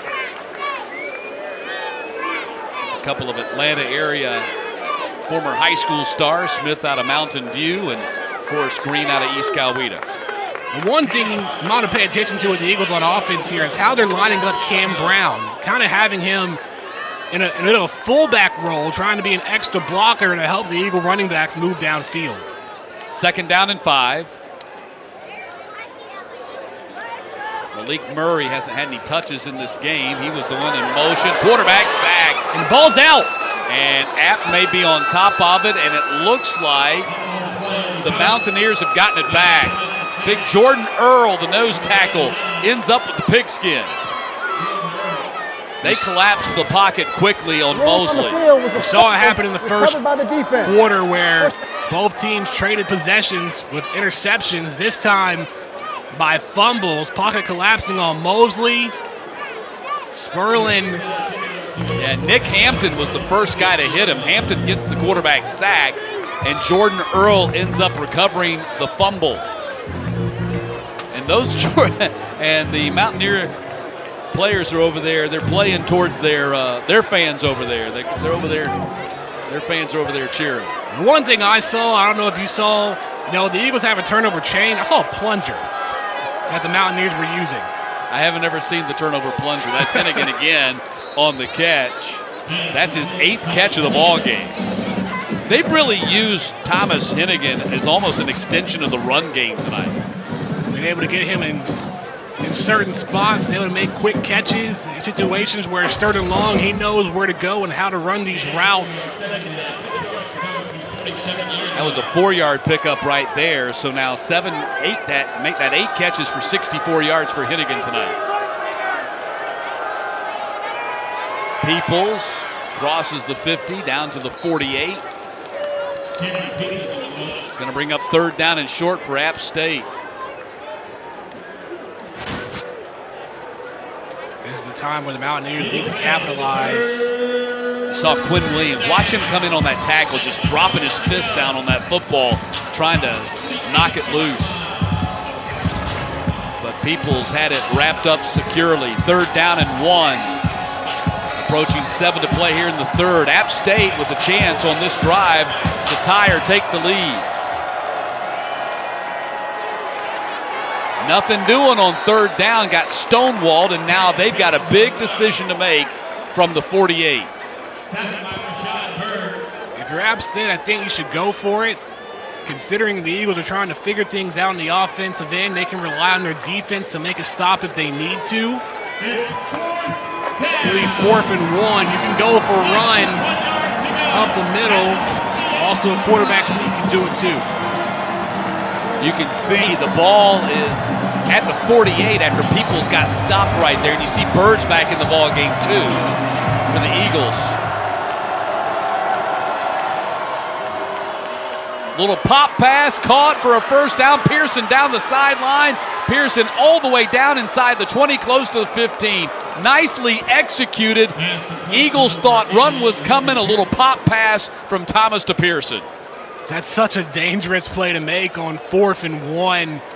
Well, the Mountaineers able to execute and got a ton of yards in the process as well.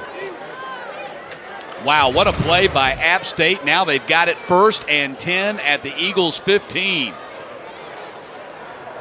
Now more than anything, you're in the red zone. You have a chance for a field goal, but more importantly, you want to get a touchdown to take the lead. Yeah, I think Mountaineers are thinking touchdown right here as Peoples gets another 5 yards on the play. And that's the thing, the difference in what App has been able to do here in the 3rd quarter as opposed to the 1st half is run the ball. Well, they're able to set the tone with that on their 1st drive. Thomas takes a sack back at the 18-yard line. Quinn Williams with his 2nd sack of the game and the 4th for Georgia Southern. The defensive line's done a tremendous job once again. Credit to Vic Cabral and what he's been able to do with these guys. At that time, Williams, one of the outside linebackers, able to get to it, but just the front 7 from Georgia Southern has done a tremendous job putting pressure on Thomas. So 3rd down and 12. Line to gain is the 5. Eagles with an opportunity to hold App State to a field goal attempt right here.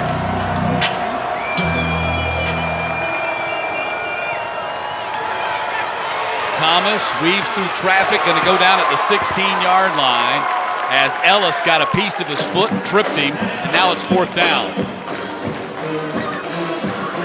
Field goal team coming out. See here, Thomas just nowhere to throw it to, goes up the middle, getting a couple of yards, but this would be a big moment for Chandler Staten to redeem himself because he missed that game-tying field goal as time expired against Louisiana last week at home. 33-yard attempt from straight on. Dead away, right in the middle of the field. Kick is up and good. We're tied at 17. Staten belts it through from 33 yards, and we're tied at 17. 10 consecutive points for App State here in the 3rd quarter, and we're all even with 4 to play in the period.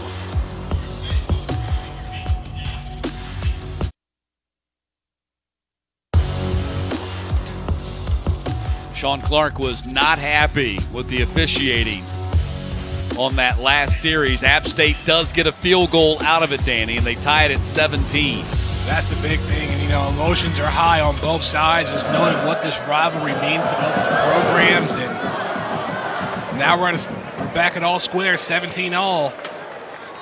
Caleb Hood takes a knee, and the Eagles will bring it out to the 25-yard line. And like this series between these two longtime rivals, tied 3-3 since they both went FBS. We're tied at 17 now with just 19 minutes of regulation left in this game. Miller Mosley going to stay in a quarterback.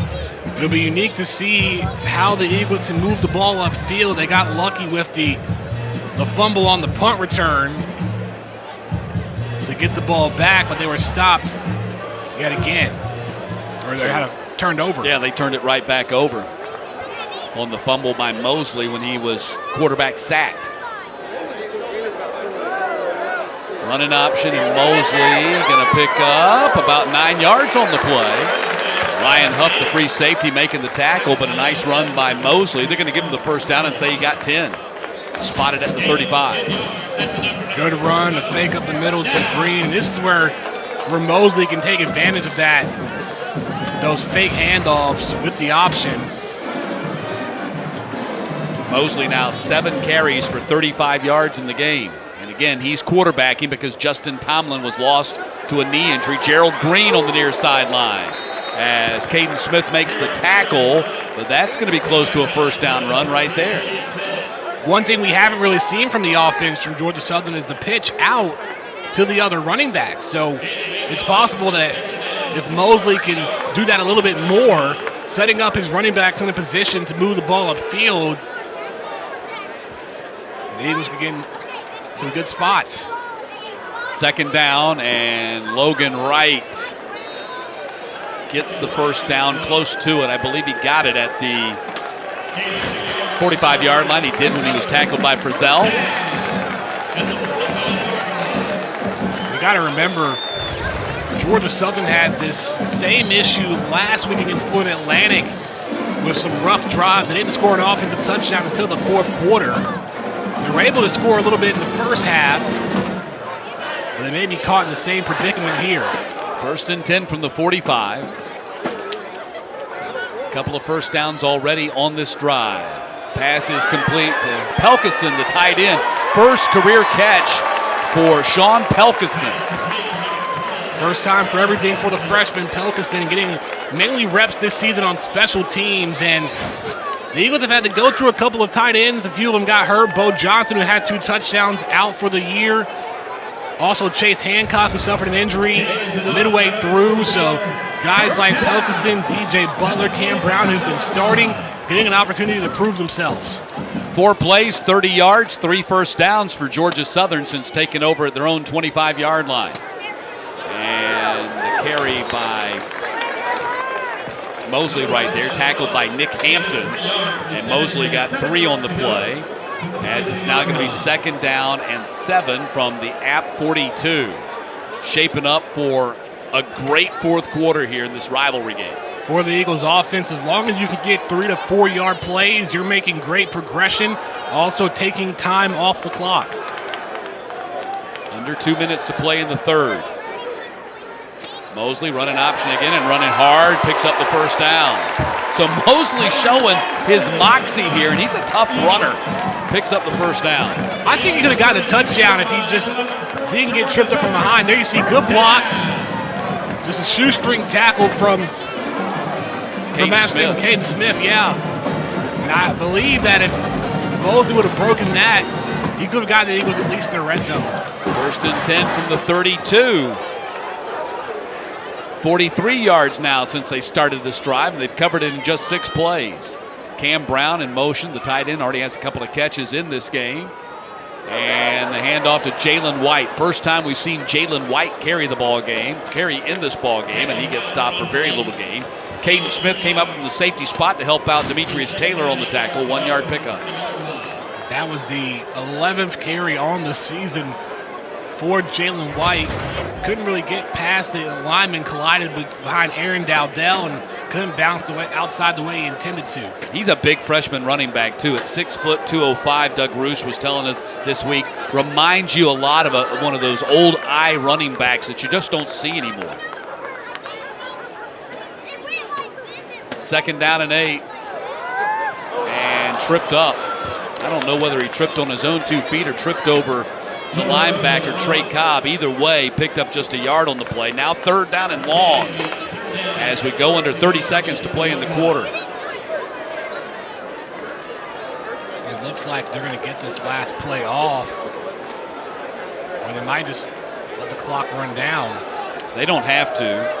It's just a matter, do they want to run another play, and it doesn't look like they want to. Yeah, I think in the situation, just let the clock run out, go into the 4th quarter, have some time in between the break to think about what you want to do, because if you can't get the 1st down, you want to get Alex Rayner in a good position for a field goal. And that is the end of the 3rd quarter here at The full Boston. 3rd quarter. Should be a great 4th quarter. We're tied at 17 here in Statesboro.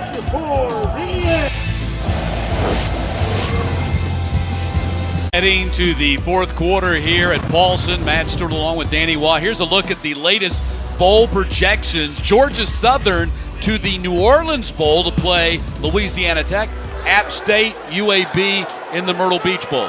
And we'll see how these projections stand following this game. It just shows with 6 teams from the Sun Belt and with 4 of them out of the East Division, it shows how kind of the Sun Belt has carried the college football season. You got to give credit to Keith Gill and what he's been able to do. Mosley on 3rd down, incomplete to Cam Brown. So now it's 4th down and a long field goal attempt coming up here by Alex Rayner.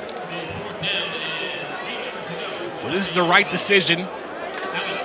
Get ahead, and it's been a rough outing for the Eagles defense in the 2nd half. The Mountaineers able to score on 2 separate occasions in the 3rd quarter, a touchdown and a field goal. This one a 47-yard attempt.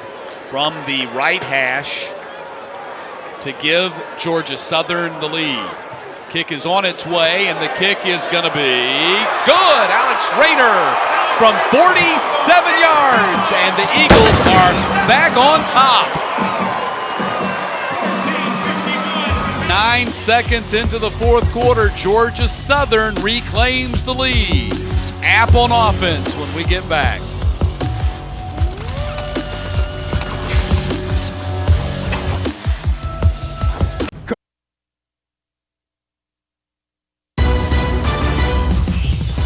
Alex Rayner with his 47-yard field goal, 2nd field goal of the night. Eagles have gotten a pick 6 from David Spaulding, 15-yard touchdown run from Justin Tomlin, who's no longer in the ball game, and lead App by 3 as we start basically the 4th quarter. And what a big-time field goal from Rayner. He was 2 of 6, hitting field goals between 40 and 49 yards, and he hadn't made a field goal 40 yards or more since Texas State. Since then, he missed a 52, a 48, and a 47-yarder against Florida Atlantic, so it has to be a big confidence booster for the redshirt freshman kicker. Virgil out across the 40, now the 50, got a way to go! There he goes! Virgil is going to take it to the house!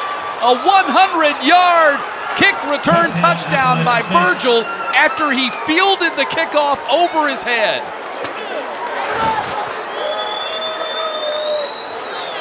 Special teams may be the X factor in one of these teams getting the victory. Just great blocking. Virgil already with a touchdown reception tonight. And now a kick return, 100 yards to go along with it. And the Mountaineers get their first lead of the night. Wow, and he fielded that kick over his head like it was a line drive. I think everybody was kind of stunned that he even brought it out. He was right there at the goal line. It was going over his head, and he goes 100 for the score. Now Chandler Staten will try to make it a 4-point game, which he does. Wow. Mountaineers on top for the first time tonight after trailing by as much as 14 points.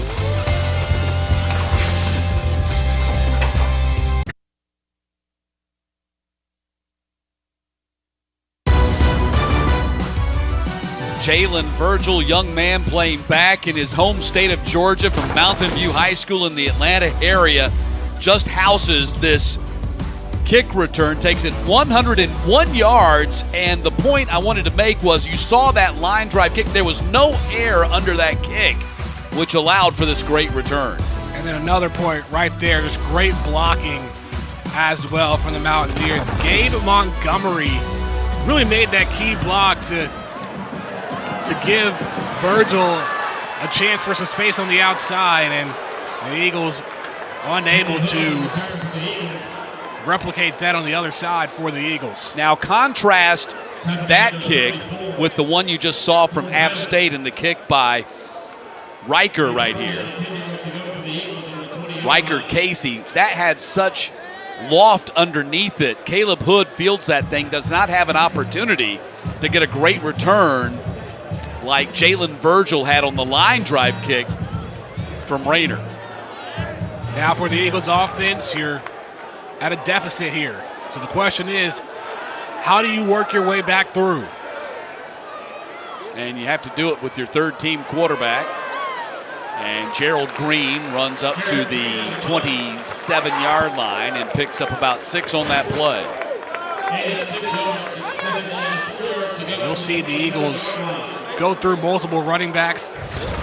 This time Gerald Green moving right back there now for 2nd and 4. But the nuances of the game, and we talked about this with Chad Lunsford this week, the nuances of the game and on throwaway play and the difference on the 2 kickoffs just back-to-back, and you saw the result is vastly different. The touchdown for App and the short return for the Eagles. Ball is up in the air and nearly intercepted by Caden Smith, trying to get the ball to Pelkison, and did they throw a flag? No, I don't think they did. No flag called, but adding on to what you said, what Chad Lunsford talked about for this game, special teams you can't just take off. Mountaineers have made some great special teams plays, and also for the other side of Georgia Southern, Caleb Hood had a punt return touchdown last week against Florida Atlantic. Just never know when special teams will come into play and really make or break a game for you. 3rd down and 4. Ball at the 27. Mountaineers showing pressure. They're bringing it on the option. Mosley got hit in the backfield and dropped for a loss. Finished off by Brendan Harrington. And you're really starting to see the momentum shift. It's been all Mountaineers in the second half. Demetrius Taylor got a hand on it on Mosley, and Brendan Harrington, who already had an interception, with the finishing touches. So 4th down and 5, punting situation right here for the Eagles as they go 3 and out after the 100-yard kick return by Virgil. And Beck has had a great game. High kick, fielded at the 30-yard line, and that's where the Mountaineers will go back on offense and some pushing and shoving going on the punt coverage teams. More importantly, Williams secured the ball. Didn't want to have a mishap like last time.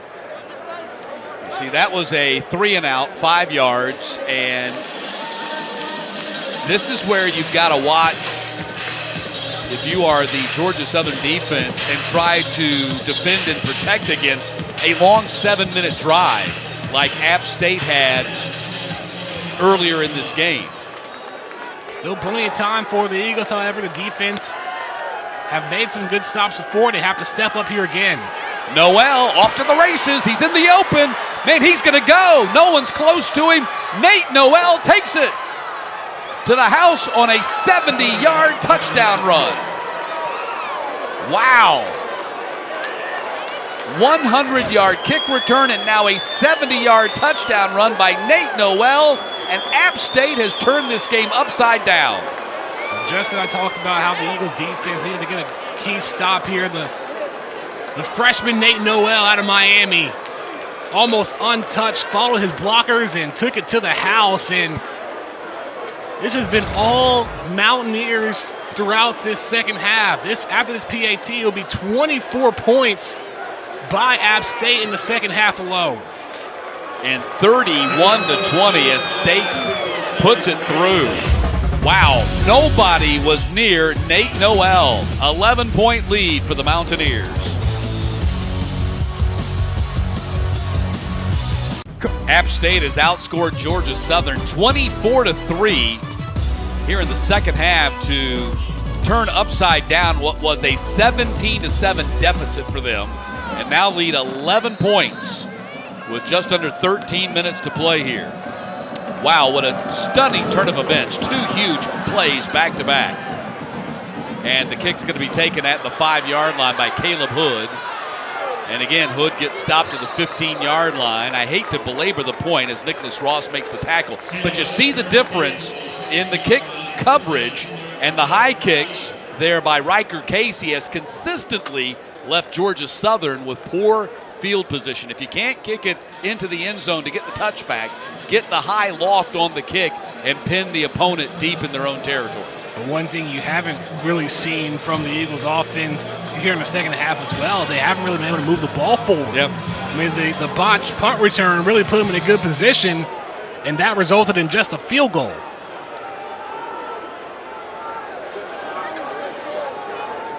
Eagles have been held to 231 yards of total offense in this game. 181 of that on the ground, and now Mosley going to the air over here and intercepted by Caden Smith at the 37-yard line.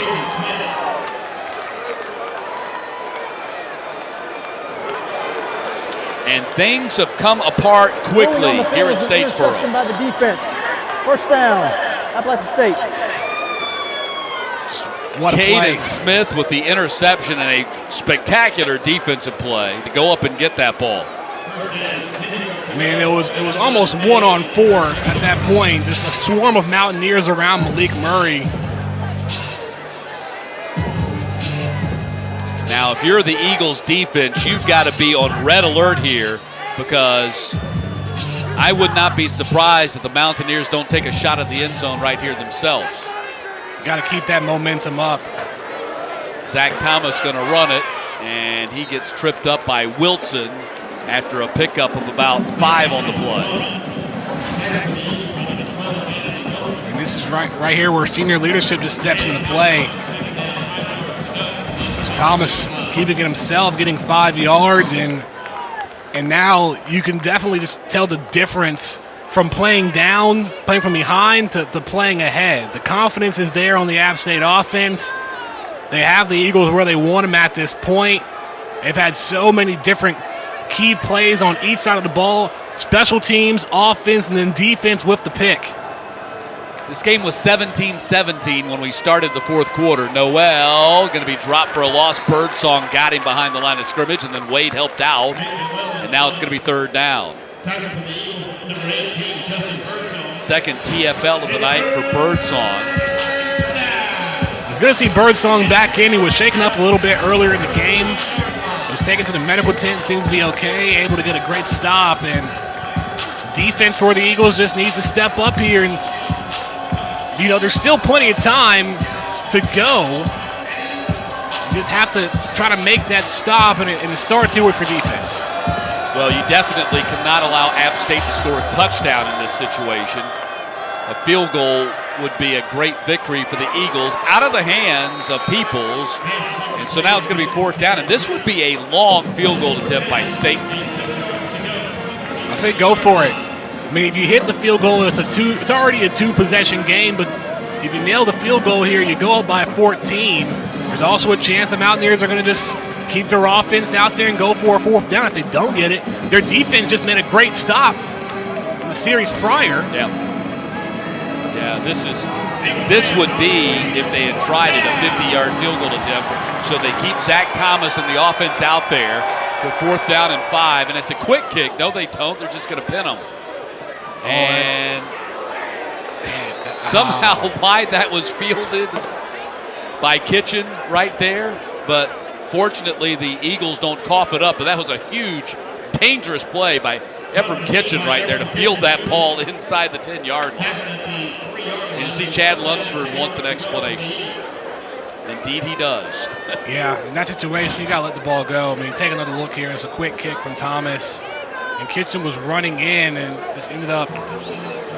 I think it just kind of hopped up, right. and he's running, and all of a sudden the ball is in front of him. So he had to do something, and he grabbed it. As it turns out, That's a great play for the Mountaineers because they pinned the Eagles back at the 3-yard line.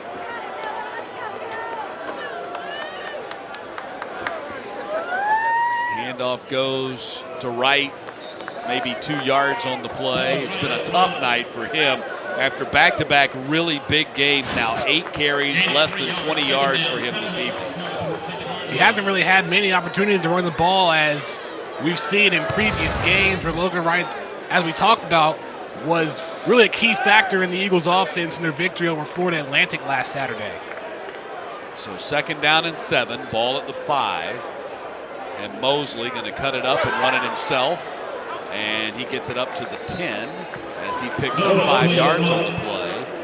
And a scuffle going on out of bounds over there by the 5-yard line, and they finally break it up. Mosley able to break through a few tackles, but ran right into Harrington. But more than anything, positive yardage for the Eagles to give the offense some space. 3rd down now. They've got to get this 3rd down. They've only converted 1 the entire night. As we're now under 10 to play, they're 2 possessions down. They've got to get this conversion. Mosley going to run it and run into his own man, and he's going to be close to the 1st down, but I don't know if he got it or not. Let's see where they spot it. He had to get to about the 13, and I think he got it. They might measure. Right now, it says they gave him the 1st down. I'll say for a moment there, it looked like it was going to be 4th and short, yep. But they do get the 1st. So a big break. And you see over on the sideline, you just saw Sean Clark just running down to one of the officials, just upset with the ball placement. Really thought his defense was going to force a 3 and out. So 1st and 10, ball at the 13-yard line.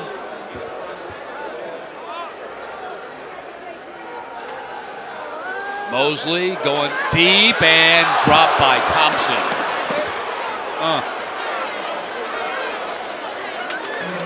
That's unfortunate. That should have been a big play for the Eagles right there. Mosley put it right on the money. Yeah, and you're seeing the Eagles start to go for these deep passes, and that was a good throw from Mosley. And if you gotta catch that. That was right in the hands, just could not bring it down. That's a nightmare for a wide receiver right there. He'll have a sleepless night over that one. 2nd down and 10.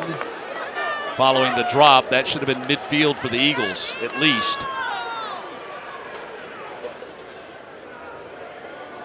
And Mosley on the keeper gets slung to the ground at the 26-yard line. Hampton has had himself a very active game, making the tackle for the Mountaineers. Mosley that time able to fake out Nick Hampton and break that tackle and get a couple of yards. Only 3 there on the play. Hampton now with 7 tackles and a quarterback sack in this game. It's 3rd down and 7, and the clock is slipping away here. Mosley guns it to this near side. Looked like there was contact. And did they rule a catch or not? That was Jolly on the coverage, and Smith did not make the catch. It's 4th down, and the Eagles have to punt. More than anything, Matt, just the pressure that the defense made. You saw they sent the house, really trying to put pressure on Mosley, and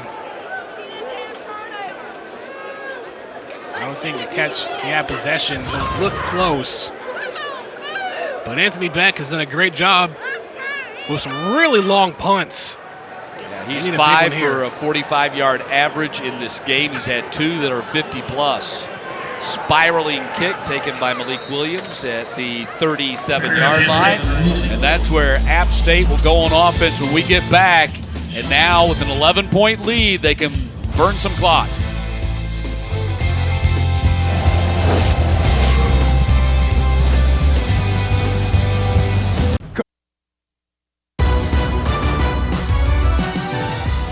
It has been all App State here in the second half, outscoring the Eagles 24-3, turning a 17-7 halftime deficit into an 11-point lead. Matt Stewart along with Danny Wan. Danny, I expect the Mountaineers to try to run some clock here. Run some clock and get one more touchdown to seal this one, because you have to remember, this is something that's been brewing on the Mountaineers for a while, losing the last two matchup the previous 2 years. But it won't work like that when you have Peoples running into his own lineman. Tackled by Dylan Springer. And not just losses the last 2 years, but really costly losses to Georgia Southern the last 2 years. When they were ranked in the polls last year, when they had a shot at the New Year's Day 6 Bowl, and the Eagles gave them their only loss of the season. So in that regard, you're right. There's some payback, no doubt, on their mind, since especially this game is about bragging rights with no championship on the line for either team.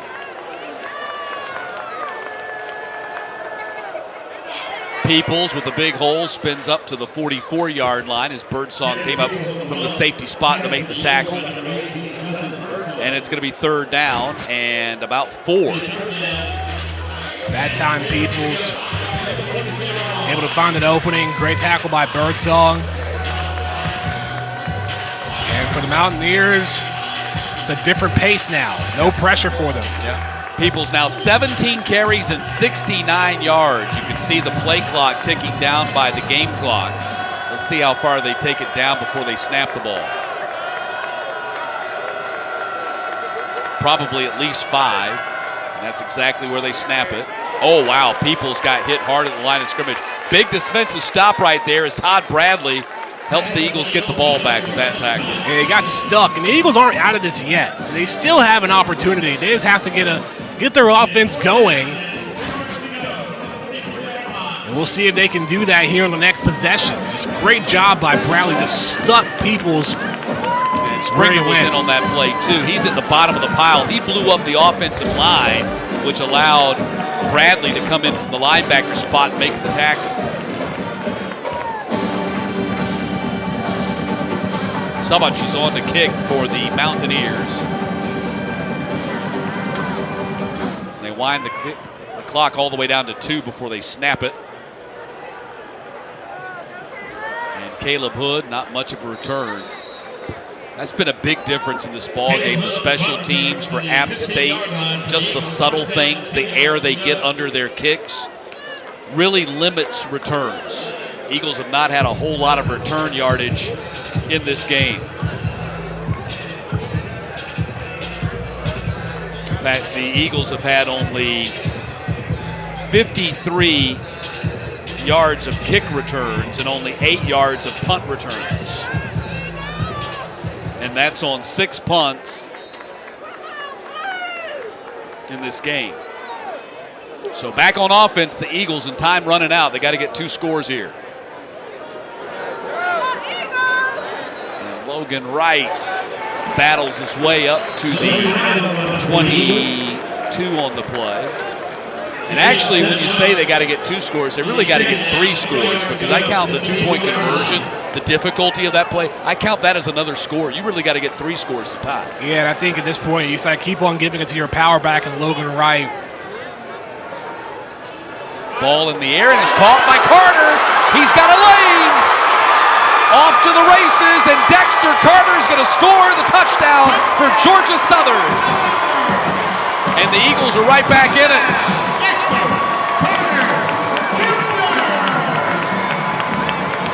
That's all it takes. This time going for the pass, able to find Dexter Carter. And just like that, it's a 1-possession game, so you may see things change. It's a good find to Carter for his first touchdown on the year. A 78-yard touchdown pass, and now I'm guessing the Eagles go for 2 here to try to get to within a field goal.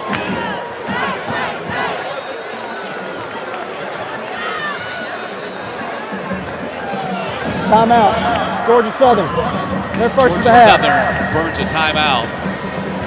This is a huge 2-point conversion, so if you're not square on what you want to be doing here, you need to burn that timeout, because this is a huge play. Absolutely. Finally, it seems like the Eagles were able to find an opening on the offense after really unable to move the ball downfield on multiple possessions throughout this second half. I'm trying to figure out what happened on this touchdown.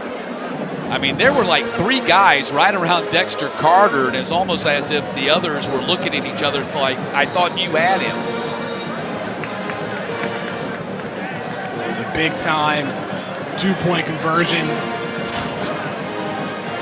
Look at this. Here. You got, there's a guy, there's a guy. I think Ryan Huff, the way he stepped in, just wasn't in a position to make a tackle, and Carter able to run through. That was Gene Charles and Huff right there, and they kind of, neither one of them had a chance, and Dexter Carter put on the Jets. Now the 2-point conversion try here. Mosley going to throw it back, and incomplete.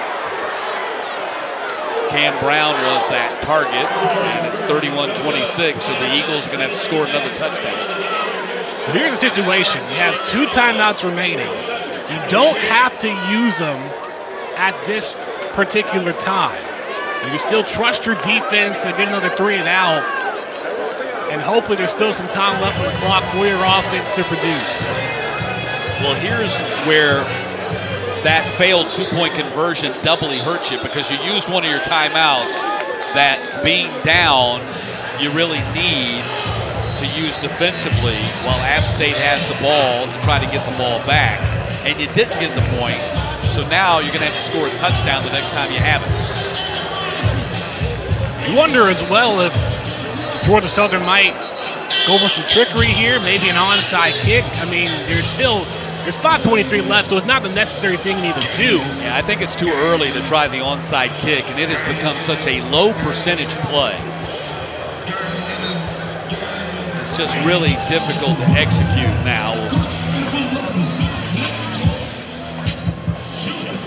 So let's see what they do. Rayner's going to be the one kicking it. Well, we've seen him get it back to the end zone on the last one, but it resulted in a kick return for a touchdown.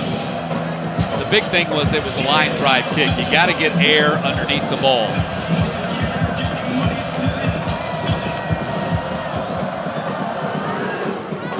And a little bit more air under the ball this time. That's a better kick, taken at the 6, and they call a fair catch. And so it'll come out to the 25. But you see the difference in that kick. The last time Rayner was trying to kick it to the end zone to get that touchback, and he sacrificed height on the ball for distance, and it cost him on that kick return. That time, a better kick as he angled it and got air underneath it and forced him into a touchback. There was some chippiness there for a moment after the play was over. We'll see if the Mountaineer offense can take some more time off the clock, or if the Eagles can make a great stop on the defensive side. This shows that it ain't over until it's over, Matt. App State back on offense with a 5-point lead. Handoff goes to Noel. He has a 70-yard touchdown run in this game. Quinn Williams, first guy to hit him. Quinn Williams has had a really good game. That dog backer spot, a couple of sacks tonight. Coach Sloan really loves him. He's really long, 6'3", 260. He's huge, and he's long. Got long arms. He can really make some plays out there. Well, all 4 of the outside linebackers, along with Williams, Randy Wade, Ben Tosway, and Reed Dedman, have all just made contributable efforts on the defensive side for the Eagles.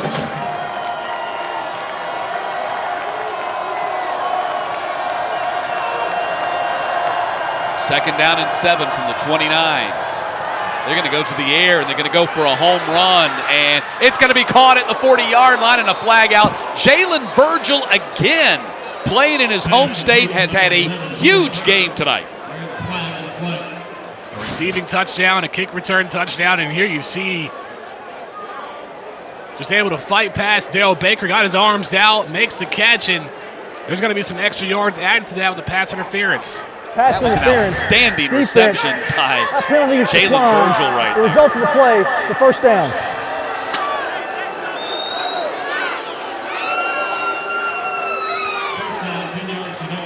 So let's see where they end up spotting this ball.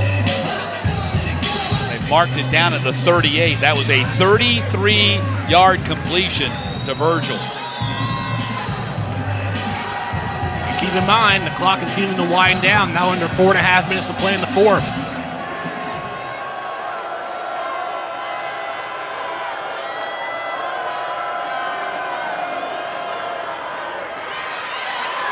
Wow. Nate Noel is like a bolt of lightning. He hits that hole and goes. That's another first down for App. And Noel goes over 100 yards rushing on that carry right there. His 10th carry of the night.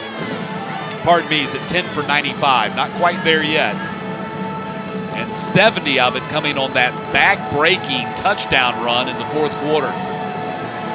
Well, Noel and Cameron Peoples have just done a solid job on the running game and really helping out here in the second half. Noel gets wrapped up. Rashad Byrd is right there to stop him in his tracks.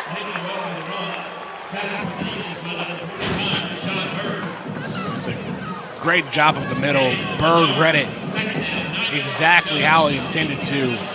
And Quinn Williams adding on to the stop as well. That's the big difference in my mind for App State in the second half is their ability to run the ball. I think they had like 37 yards rushing at halftime, and they're up to 177 now. Second down and 9, under 3 to go. Noel again. Wilson comes up from the safety spot to hit him at the 24.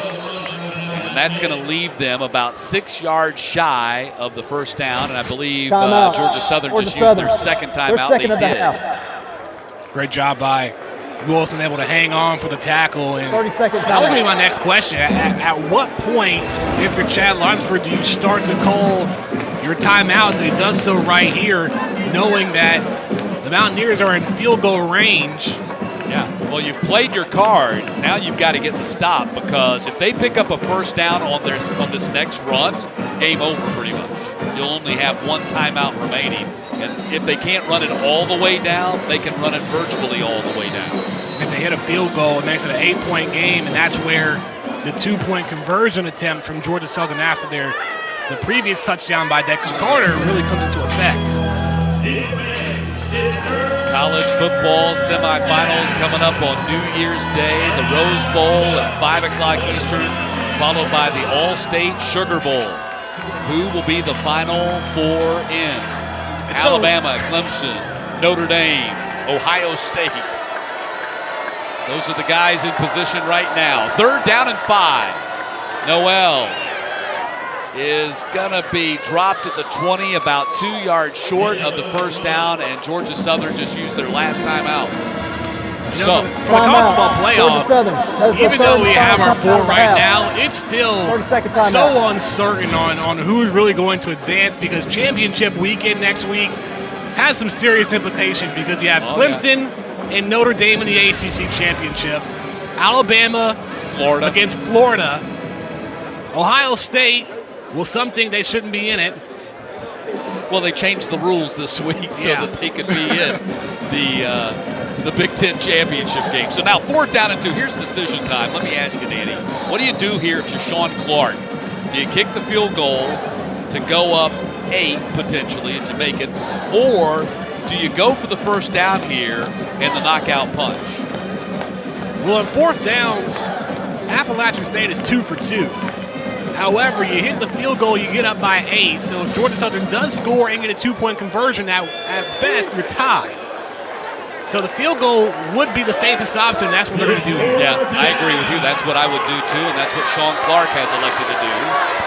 This is a 37-yard kick, almost straight on, a little bit off to the left here for Statham.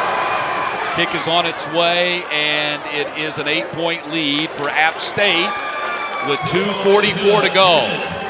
Can Georgia Southern rally and send this game to overtime? The final 2:44 on deck when we get back.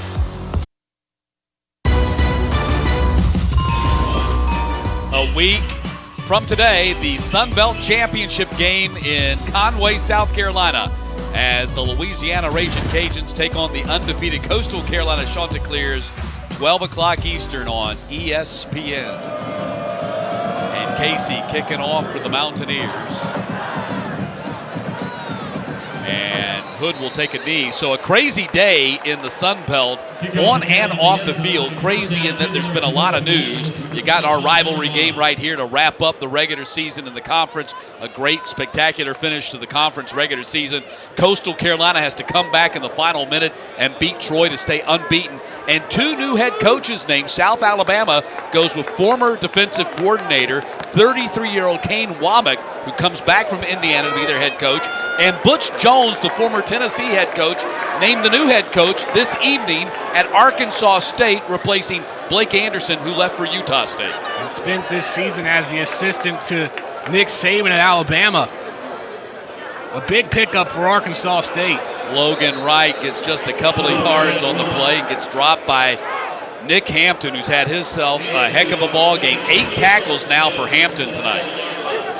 And for Georgia Southern, you have no timeouts. This likely the final drive for the Eagles. They got to get a big play like they did before. That's complete to Emil Smith up to the 39-yard line and a first down.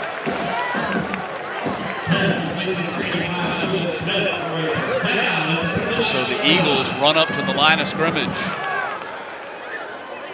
Complete again. Malik Murray, his first catch of the ball game, the top receiver for the Eagles, and he gets out of bounds to stop the clock with 2:11.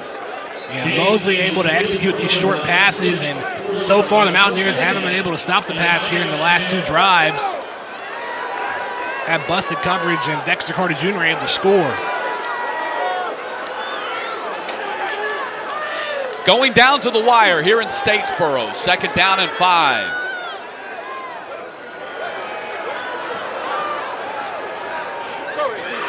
Going up top, and that ball is going to be intercepted at the 21-yard line, and that will do it. Nicholas Ross from Kell High School in Atlanta with the easy interception on a ball that had way too much air underneath it.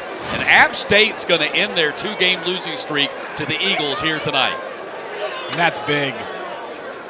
Big-time interception to secure the victory by Nicholas Ross, his first pick on the year. For App State, big redemption game for them, losing the last 2 years to Georgia Southern. Big comeback for Zach Thomas, who 2 years ago in Statesboro was knocked out in the first series and didn't play the rest of the game. Just years of what the Eagles were able to do, stalling tremendous progress that they've had in the past. So being able to come to Statesboro, final regular season game, able to get a win for your seniors is just big, and it is a big second half for them as well, fighting their way back. Zach Thomas just slides, eating clock. And App State will finish the regular season 8-3, 6-2 in the Sun Belt. And so this will be the 7th consecutive season since they joined the conference, same year that Georgia Southern did in 2014, that they have finished 6-2 or better in the conference. Just absolutely an amazing record of success. First time in 4 years they're not going to be in play for the conference championship, but they'll finish with a win here tonight. And Georgia Southern will finish up the regular season at 7-5 and 4-4 in the conference. Well, here's the thing. Georgia Southern able to play 12 games this season. Just being able to do that is such a tremendous accomplishment in its own right. App State as well, playing 11 games, only had 1 game they couldn't play, but just this is just big for the Sun Belt Conference as a whole. The fact that they were able to maneuver their way through postponements, cancellations, and for the Eagles to still play a 12-game season, a long season at that. And it's not over. Both of these teams are going to be putting bowl games here in the next week or so. Oh, there you go. And that just shows how deep this rivalry goes. And at this point, it's just good to better get out of here. And the App State players go to center field and start dancing on the Georgia Southern Eagles, and that's not going to be taken kindly. And the shoving continues here on the field. The coaches doing their best to try to separate things right now. And hopefully they can get things under control here and not let it get out of hand. It is a rivalry game, but let's keep it in perspective, guys. And let's head to the locker room. App State, a 34-26 winner here tonight. Zach Thomas, 2 touchdown passes. Nate Noel had a big run that really opened things up for the Mountaineers. Overall, a solid victory, able to break a 2-year losing streak for the Eagles. And the Mountaineers outscored the Eagles 27-9 in the second half to erase a 10-point deficit. 34-26 the final, App State the winner. And now for Danny Wan, our entire ESPN team, I'm Matt Stewart. Good night from Statesboro, and congratulations to App, who snaps a 2-game losing streak to their rivals.